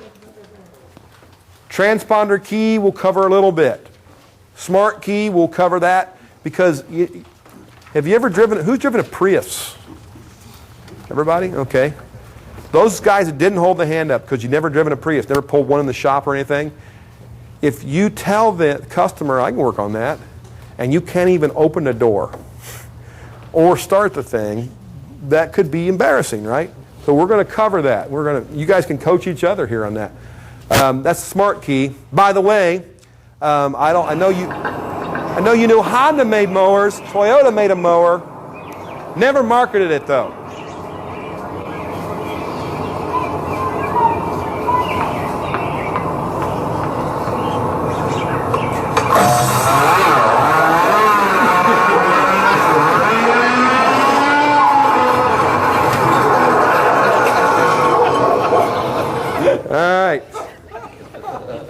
Enough said. By the way, the word enough, the E's not pronounced in Indiana, okay? Enough said. It must have been the same vendor who made those gas pedals, I guess. I don't know. But they never made that mower. They just said, nope, they gave up the mowers. All right. Okay. If you're a MasterTech user, you're okay up through 03. Otherwise, you got an HDS or something. Unless you're a member of Aloha, then you can make this sing for you. That's less than $100. And you can make keys, reset things, do a lot of the same stuff that the dealer can do because locksmiths have to be able to make keys and get any car started. Page 5-2 goes into a little bit about what vehicle has immobilizers on them. 04 and later looks like 01 on some vehicles. Prius is obviously without a smart key, have what we call transponder key. The smart key also has the transponder in it. It's a little bit different. We'll get into that. What will the MasterTech do for you guys? Obviously on that 98 it didn't do much, did it? But for most of them you can determine if you've got a master or sub key. You can register keys. You can erase the numbers so that you can keep adding keys and not worry about exceeding the limit. You can do a transponder ECU reset. If the master key is lost, install a new module, install a new PCM. Special note, immobilizer keys are pre-configured as master or sub keys, one or the other. Master key blanks cannot be used as sub keys or, as your book says, vice versa. So when you go get a blank key and get it cut, if you're looking for a sub key, you're looking for a master key, you have to get one that is that title. Vice versa. There's screenshots on programming keys. You must have a master key to do that. This is how you can tell. This is all the functions of going through your MasterTech to determine that. And the security light, just like with Honda, met something. You know, this is almost like shorting A and B on the Chevy, right? You know, 95 Chevy. Getting the light to flash or turning the key off on, one of those old OBD1 tricks. If the security light reveals following information, always on, and there is not a key in the ignition, the transponder ECU is in auto registration mode. If it's blinking and no keys in the ignition, normal operation. Just like we saw on the Eddie Brower expedition out there. It wasn't as bright, was it? We had the key out and everything was cool. We had the door shut. Just sitting there doing this little blink once every couple seconds to let Guido the thief know that he's going to have to beat the immobilizer to drive that thing away. Transponder code, if it's a code 21, so we're actually going to blink twice, pause, and blink once again. That means the transponder code registration failed, so you're working on it. If the light starts doing this, you go, oh, here's what happened. Registration failed. If you get a 22, the attempt to make the register had an already registered transponder code. So you've already registered that key, it's giving you a 22. So that means stuff on Hondas. Registering keys, there's the little screenshots for the MasterTech users in here. Won't go through that, you'll have it take home with you. And a complete version of all this is at TSB SS003-2, revised in 05. So you can go pull that TSB up and see everything, not just my abbreviated list here on these 2 pages. Neat little thing to know about Hondas. I guess the transponders, I'm sorry, Toyotas, am I saying Honda? The Toyotas is the transponder is more expensive by itself than it is to buy the whole mess. This is a little plastic box that comes in, and there is a lock cylinder, transponder key, and the immobilizer module. Transceiver, whatever you want to call it.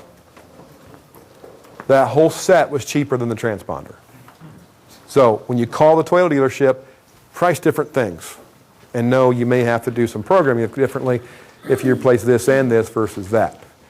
The set comes with keys that are programmed to the new transponder ECU. So you'll have to erase the old info from the old key transponders if you want to use old keys, but you will have keys that are programmed to the new transponder. That sounds almost like plug and play. Now, smart key. Smart key, how do you know if you've got a Toyota with a smart key? Does anybody driving a Toyota tonight? After that lawnmower thing. Thank you. Harvey Chan's told you that, right? Oh yeah, that was the guy we had. The hybrid guy. The hybrid guy, yeah. Harvey's a good guy. The back of the key fob, who's got a little square key fob? Anybody got a key fob? Probably got one like mine, but we'll say that's the Toyota key fob, and there won't be this. With smart key, you look and you go, ain't that smart of a key? I don't even see a key. It's just a little black box like that. The front of it will have buttons, like you're seeing here. Okay? The back of it will just be black. But on the back, it will have a T. If the T for Toyota symbol is just black plastic, it's not a smart key. When you walk up to the car, you've got to hit the unlock button. You leave it, you got to get this out of your pocket or off your key ring and hit the lock button. So just like any keyless entry, like this old Chrysler here. But if you've got the back of the fob with a Toyota T symbol, and that's chrome, like you guys said, that tells you, that's one of 3 different ways to determine if you got smart key. If it's chrome, it's a smart key. Now, it'll automatically be chrome and probably covered in a leather pouch, like a little holster, if it's a Lexus. And it's automatically smart key if it's a Lexus. But Toyota, Prius, Camry, whatever, may or may not be smart key. So look at that T.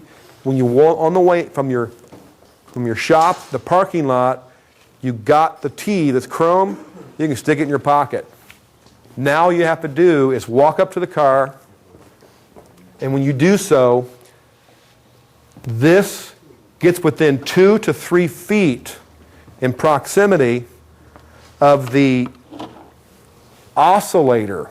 Remember the little white plastic box I was telling you about? When the car is active and awake, the oscillator is oscillating. They don't take much current.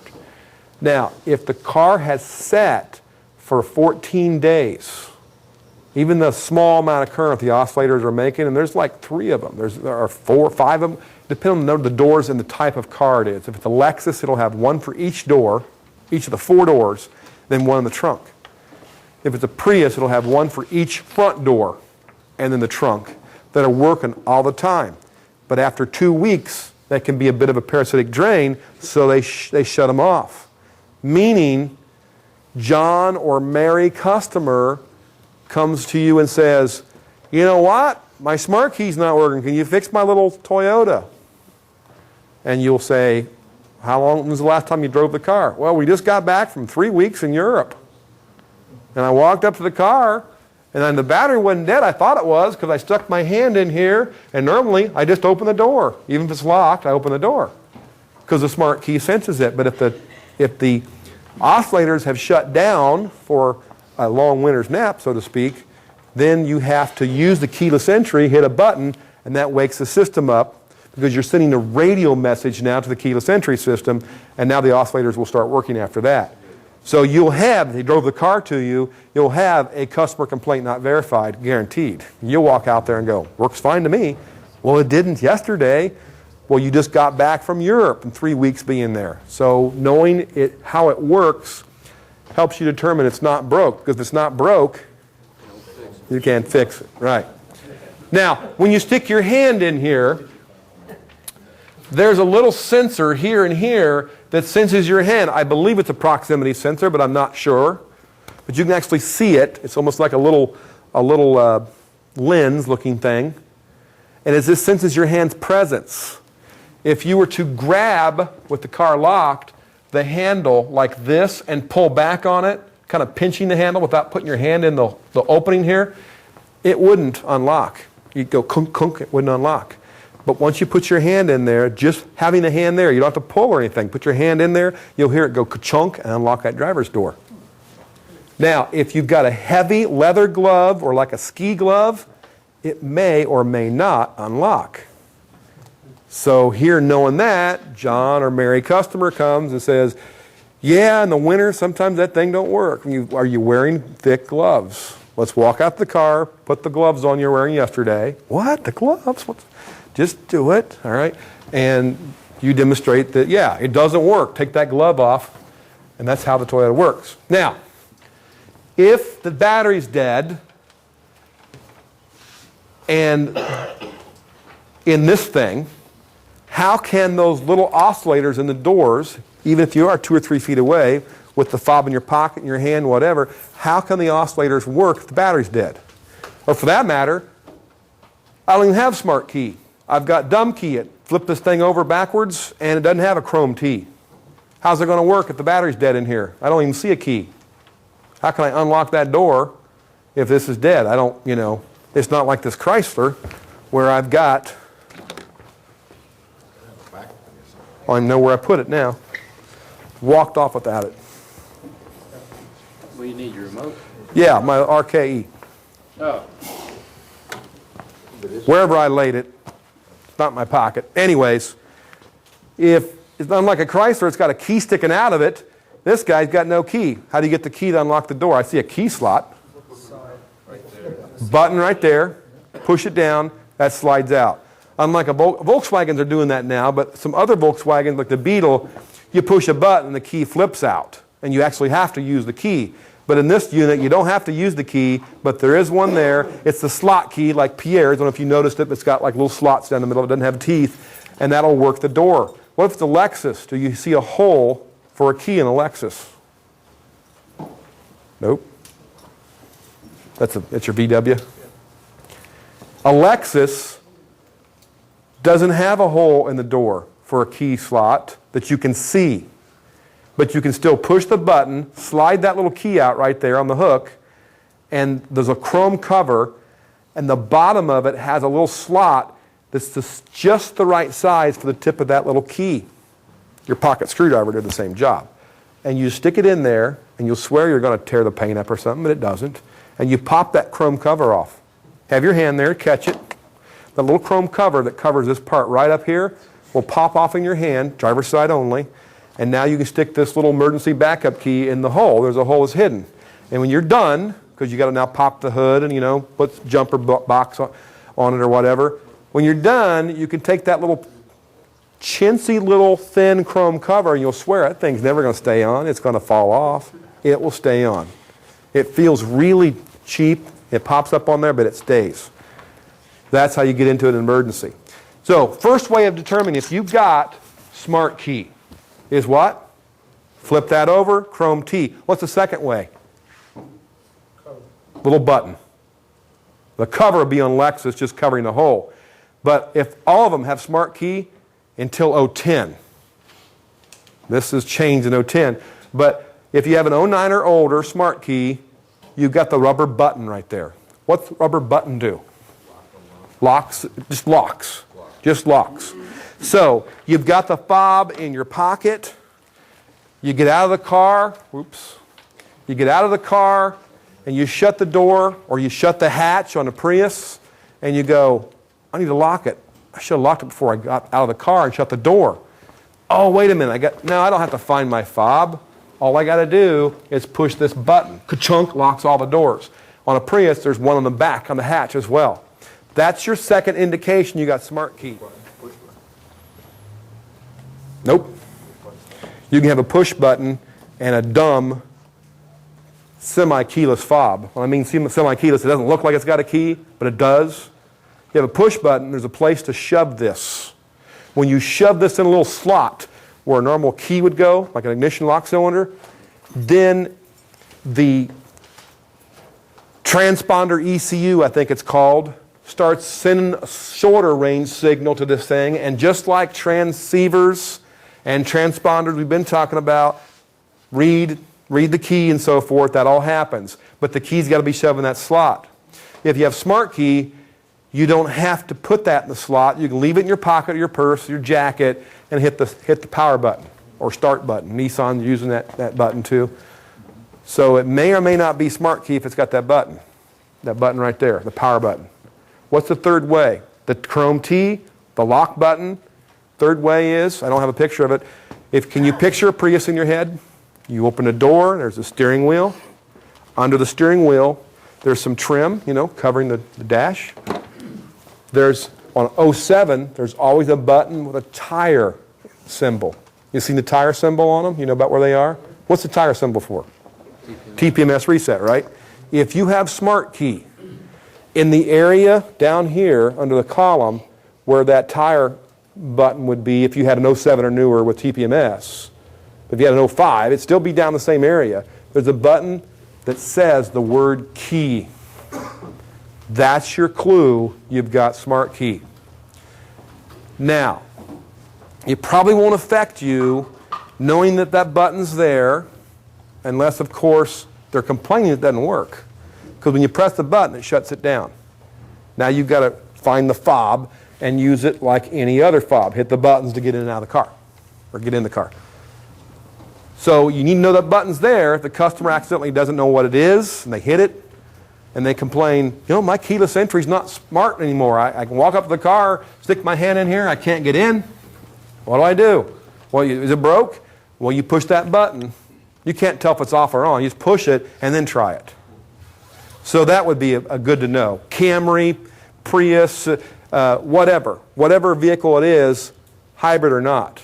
Now, the biggest reason you want to know about that button, even more than helping the customer figure out that they might have pressed it accidentally, the biggest reason you want to know that button is you got a Prius or a Camry in your shop with smart key. It was optional on those. Hybrid versions of the Camry, and of course all Priuses are hybrids. What'd you say? Door change. Huh? Door change, you turn the oil and start by itself. What I was going to say is when the car is on the pit, no oil changed. You're down there getting ready to put the filter up, plugs out of the pan. What's the service writer do? Jumps in, pushes this button. Where's the key? Well, you probably there's no place to slide it on some of those. Or maybe it's in the receptacle. Or maybe it's in the console. Well, I'll pull it out of the slot and put it in the console. Kind of like taking the keys out, put them in the console, right? Well, it can't start. No, it can start.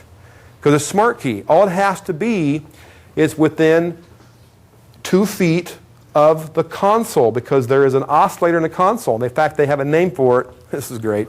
They have an oscillator called a front room oscillator.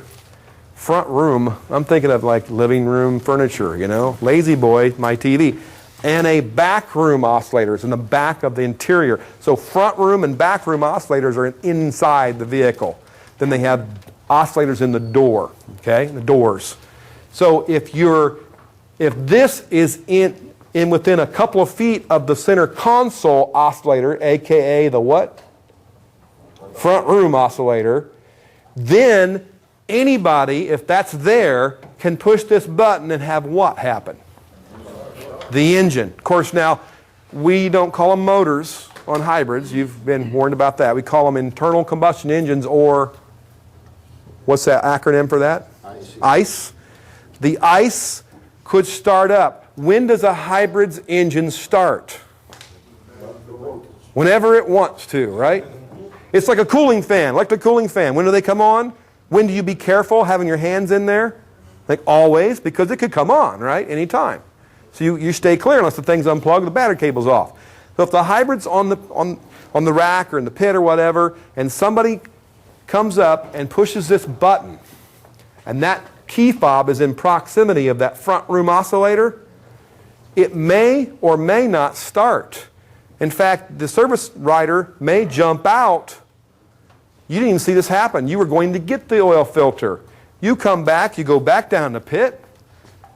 You didn't realize that they had just activated the ready light. Got the key on, so to speak, ready to start, but the ice didn't need to at that moment. About the time you get the oil drained out, ready to spin the filter on, that dang ice starts up with no oil in it. That's why it's important you know about that button that says what under the dash? Key to disable it. Also, there's a way of hitting, I think it's lock and panic at the same time for 5 seconds and doing the same disabling. How do you enable it then? I believe it's to do the same thing over again. You'll have to look it up, man. Because like, oh shoot, I just disabled it permanently. You know, I can't figure out how to turn it back on. All right, now let's go ahead a little deeper into Toyota.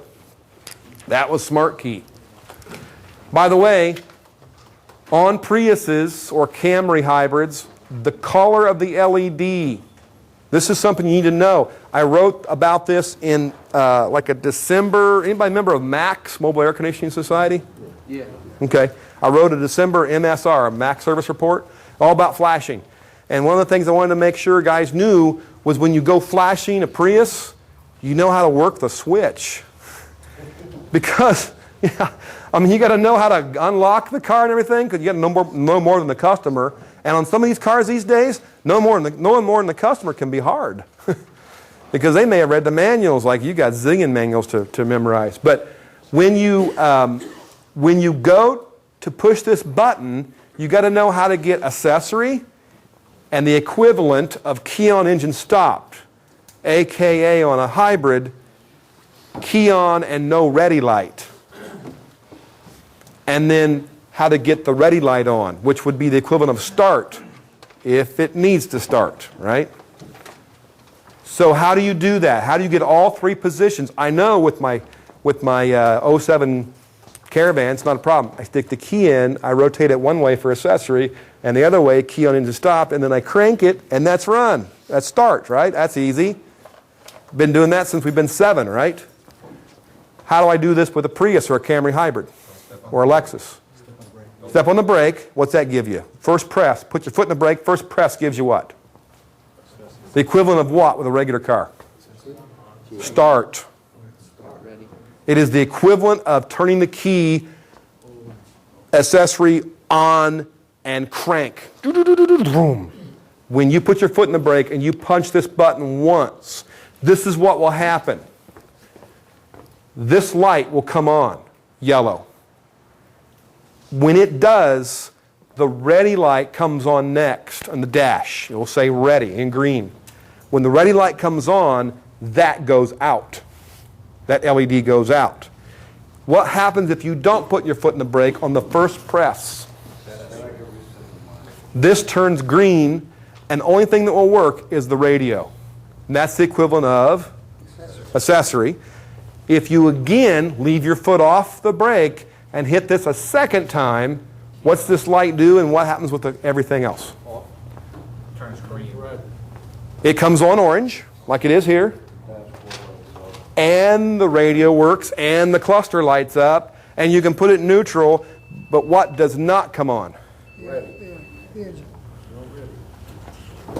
Wow, that was loud. That was my hearing aid. It about deafened me with a warning that my battery's going down.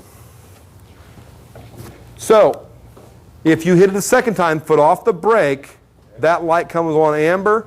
The dash lights up, no ready light. You can put it in neutral, but you can't move it. The ice won't start. So you can work on it. You can do wiper diagnostics, whatever you want to do. I don't want the ice starting.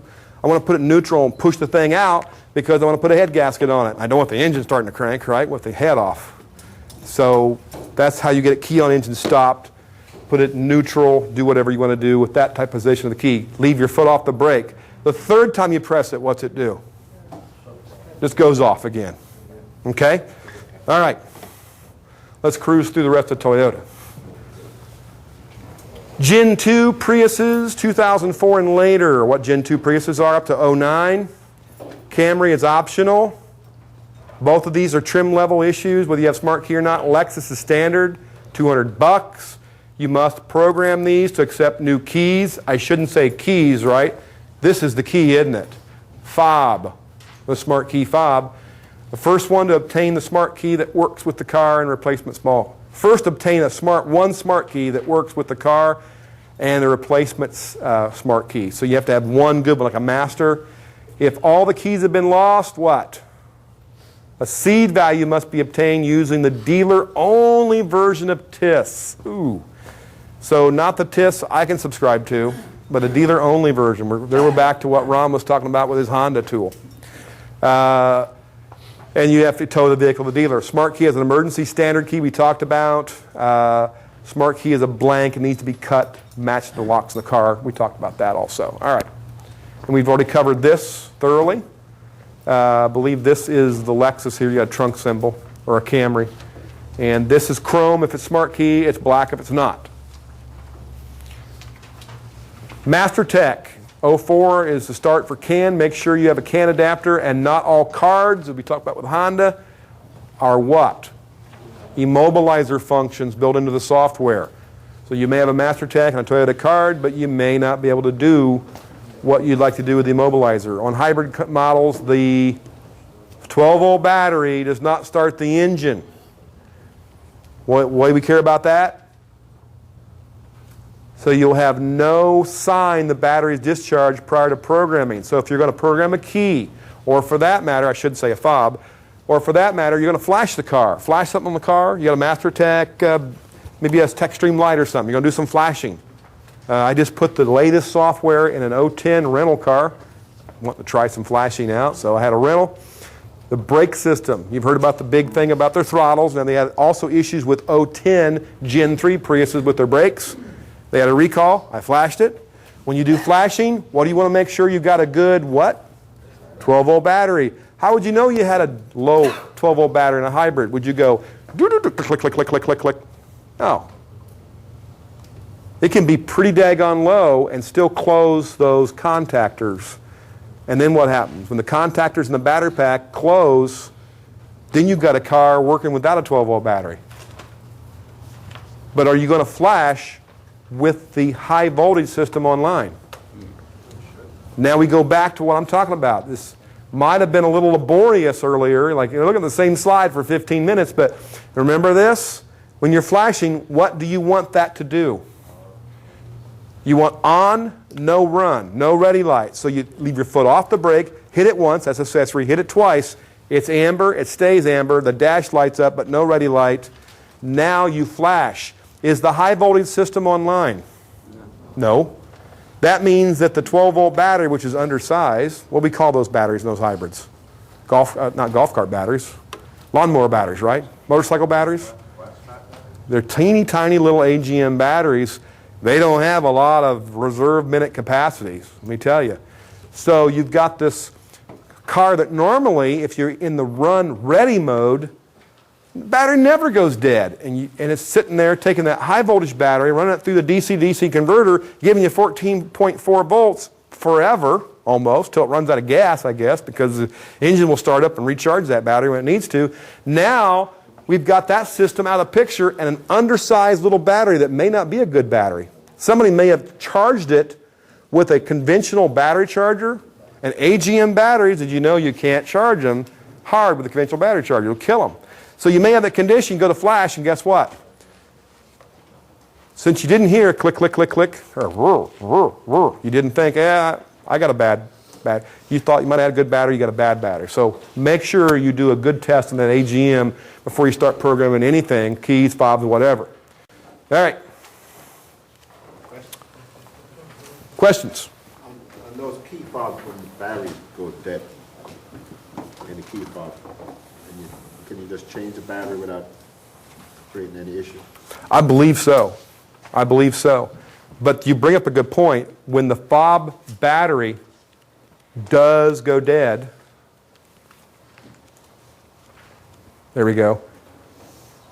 There is provision, it gets weak, low. There's provisions for starting the car if it's and I don't know how you do it on 010, but on the 09s and back, remember I said, even with Smart Key, Prius for example, Smart Key or non-Smart Key, there was a slot to slide this in, the dash. When that dude is in the slot, then the device that normally would have needed watch batteries to work like, 100 feet away, or work 3 feet away, if it was Smart Key from the door, that device can't do that anymore, can it? But if it's got a transponder in that Smart Key box, module, fob thing, whatever, and in that slot you've got something like this, a transponder ECU. What's the transceiver ECU, what's it do? It's going to excite that transponder pellet, make it work without batteries. Remember? Who said no batteries needed? Somebody up in the front row said that earlier tonight. But no batteries are needed. So we can shove that thing in the slot and it will start. It will work. It'll transmit and receive the code, just like the PATs or the skim or anything else. But you got to shove it in. If the little watch batteries are dead in the fob, it won't no longer work as a long distance Smart Key. Good question. All right. Keep cruising there. 12-volt batteries. No sign of batteries discharge on Priuses, hybrids, and so forth. And here's an overview of the Smart Key system. See this little winding right there? That is the slot. You want to make a note there. That's the slot, and that's a winding that will be the equivalent of this. So that's what you got to get near. If a Smart Key is involved and you don't have it in the slot and the batteries are low on this guy, just shove it in here. That's the start button. There's actually a name for this thing. On hybrids, it's called a power switching unit module, something like that. Anyway, you got a BCM involved, a certification ECU involved, oscillators in the door, oscillators inside the vehicle if it's Smart Key. The door handle's got antenna and touch sensors and so forth. On 010s, they don't have the rubber button anymore to lock the doors. There's like 2 little raised nubs in the top of the door handle, and your finger bridges both those little nubs, like so. I mean, they're painted and they don't look like much, like little ridges on the top of the door handle. Your finger touches the two at the same time, doors lock. That's in 010s, but you won't see those for a while. But that's what they're talking about in this area right here.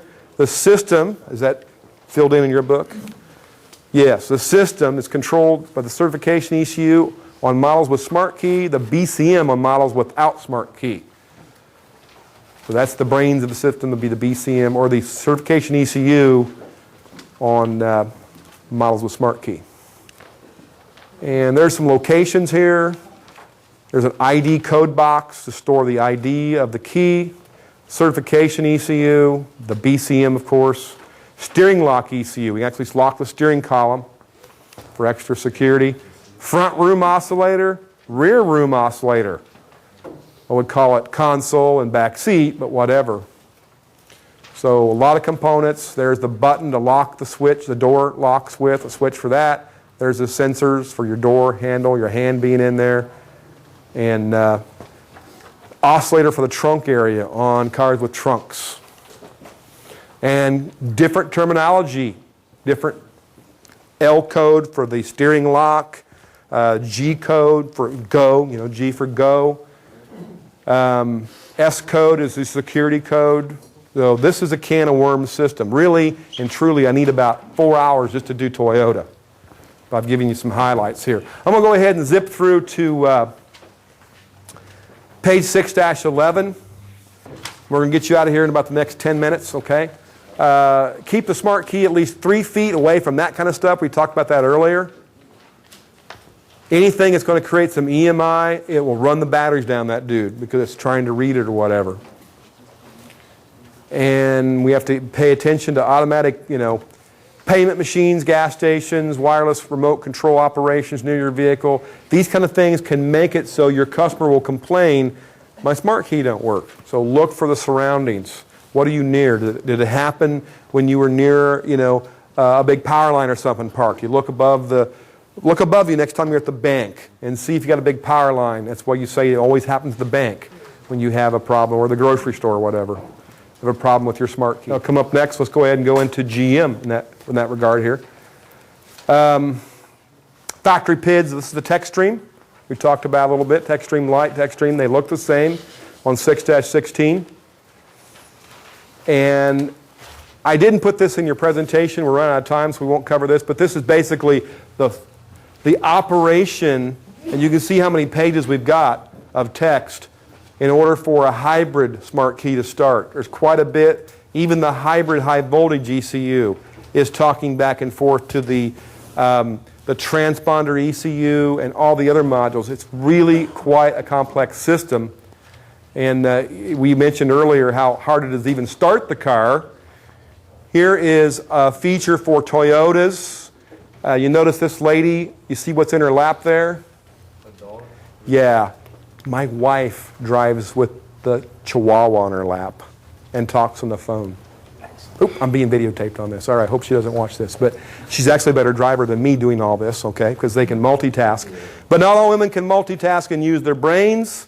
Here is a little recording of the actual Toyota product that's being prototyped right now. Maybe you've heard this.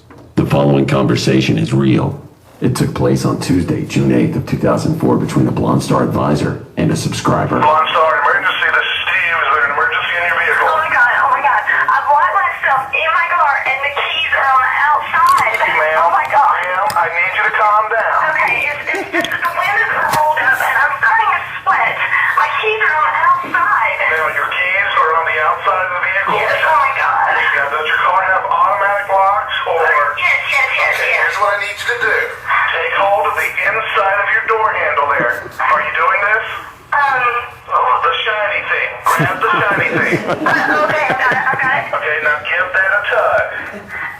Okay. Did it open? Yes, oh my God, thank you. Okay, now what is that noise? Oh, that's my door alarm. Yeah, but that only happens if the keys are in the ignition, honey.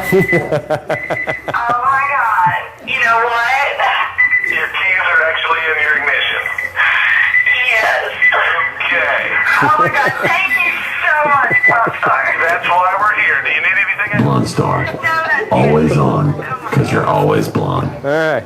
So sometimes you need to have something like this for some of your customers. Finishing up Toyota, an inexpensive alternative to this $8,000, $6,000 for the hardware, $2,000 for 2 years subscription, to allow this to be a scan tool. It'll still be a computer. It just won't be a scan tool anymore after 2 years. You might say it's like Cinderella's coach after midnight turns into a pumpkin. Now, version 2.0, we had this discussion at break, a couple of us guys. 2.0, which only works up through 09, if you can get a used one, never goes away. You plug it in, 5 years from now, it'll still be a scan tool. But you get version 4.0 or 5.0, which is the current stuff, and after that period of not sponsorship, what am I looking for? The subscription. Registration, subscription, thank you. It just waves bye-bye. It's looking for registration code. If you get a 2-day subscription, because you can get 2-day subscriptions for this to become a scan tool, it's gone after the 3rd day. And I tried backdating my clock on my computer. It lasted for 1 day. One time it did, it worked okay. I fixed it. I beat it. Nope. I did it one time, back to saying, nope, need the registration code. So then I did a system restore on my computer. Worked once. Next day, I got to I want to check it again tomorrow. Check it again tomorrow.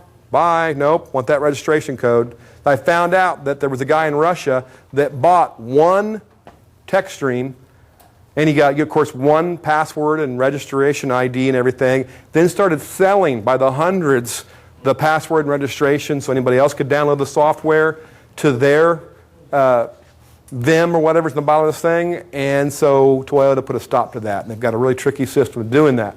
But you're probably not going to buy this guy, you'll buy this guy. This is called the Mongoose J2534. It is made by Drew Technologies.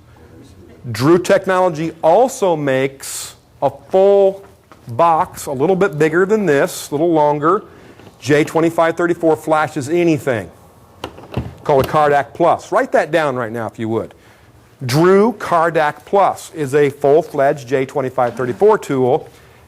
This Drew Mongoose is part of the Mongoose line where you can flash GM with a GM Mongoose, Ford with a Ford Mongoose, Toyota, and so forth. So for every model car, every manufacturer, you've got another Drew Mongoose.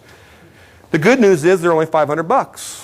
Whereas what is a Cardac Plus or a Standard Motor Products or Cardone or the Delphi E's, what are they? $1,200, $1,500 typically for, or the Snap-on, $1,200, $1,500 for a flasher. But it flashes everything. These only flash one model. The thing about this particular one for Toyota, you see how small the circuit board that is normally going to take up a big old box because it only does one manufacturer is shrunk down into the DLC connection, and this is your deal for your computer, USB, your own computer. It's the same software pretty much as what you'd see on this $8,000 unit. You can buy a 2-day subscription and a $500 Mongoose, or for $1,345 you got a year. And that makes a year is $1,000. That gives you service manuals, TSBs, schematics, new product training, calibrations to flash Toyotas, Scions, and Lexus, and a scan tool. But at the end of that year, it's gone.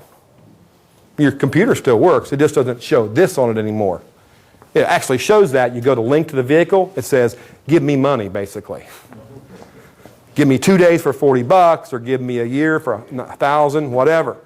Now, I found this out. We should probably hit stop on the camera here. I found this out, I'll say from a reliable source, put it that way, that if you buy the other Drew flasher that flashes all the cars, not just Toyota, what do we call it? Cardac. The Cardac Plus. It's also been validated by Toyota. Since it's the same company and they do the same thing the same way, this miniature version, you could get the bigger version. Go ahead and pay the $1,500, whatever they want for it. And then subscribe to Toyota TIS Professional. There are 2 levels of Toyota TIS. I just want to look at bulletins, TSBs, wiring diagrams, new products, training, so forth. Or I want to do all that and scan and flash. That's a little extra money to scan and flash. $400 per year for the non-professional version, $1,000 per year for the professional version. $20 for 2 days or $40 for 2 days. Whichever you go with, if you've got the full Drew Cardac Plus, it does the same as this or that. Plus it'll flash anything else out there on the road. You know, GM and Asian. I'm sorry, domestic and Asian. So if I were going to buy something new, that'd be something I'd really consider because I'd have a lot of versatility with it, and the Drew Cardac Plus does the same thing as the Drew Mongoose. I spent more, but I also flash in everything else. It flashes everything else and scans Toyota. And with break time, I mentioned one thing I liked about the Toyota TIS text stream is I hook it up to my Chevy. In generic OBD2, you go, generic OBD2, you mean the cheap scanners? It's not bad. Because when you go to mode 6, it has red and green. You click on a monitor. It doesn't say mode 6, by the way. You just click on monitors, emissions monitors. Then you see like, okay, there's my EVAP. All right? I know that's in mode 6. You click on the EVAP monitor. It tells you it's passed, it's ran, not ran, failed, the usual stuff. Then there's a magnifying glass icon. You can click on to look details of that monitor, EVAP. Guess what? SIDS and TIDs, mode 6. Big bar graph, filling up your whole computer screen. Red, green, and then where your actual mode 6 data really was, little line shows you how close to red or how close to green you are. Really quick at a glance, mode 6 stuff. I was impressed by it. So at that, I think 10:35. I don't really want to go to the next topic. These guys are tired. So you've got some GM stuff in there. I'll tell you what I'll do. I'll give you my cell phone number. A lot of you are pretty comfortable with GM. They've been out there with vehicle theft deterrent the longest with a little pellet in the key and then the pass lock system. Before I give you my number, if you want to know anything about pass lock, here's the little trick on a good tutorial on pass lock. Go to IATN. IATN. Go into the forums, the technical discussion forums, and then do a search for Lance Mossman. Just put in Lance. A lot of you guys go on I-18, you know who Lance is. Applegate Chevrolet up in Detroit. I guess he's driving a tool truck now. That's what I heard. Not wrenching. Lance is a phenomenal technician, diagnostician. Lance Mossman and the word pass lock. So you go to I-18, you go into the to the technical discussions forum, and you do a search, pass lock Lance Mossman, and you will download several pages. This guy wrote it like an article, better than most Motor Age articles I've seen on the subject, and his pictures, scope patterns, and everything. He gives you the inside scoop you wanted to know about pass lock. And of course, pass key 3, everything you've learned about PATs, skims, same stuff on GM. Same stuff, just in different terms. Here's my phone number for my cell phone. Feel free to call me anytime, because I love to get calls from techs because you guys have real problems we can use case studies for. 765 is the area code. 480-4976. David Hobbs. Gentlemen, catch my motor article on smart charging systems in April's Motor Magazine. Call me anytime if you need me. We'll see you around next time at TST. Thank you, fellas. God bless you all.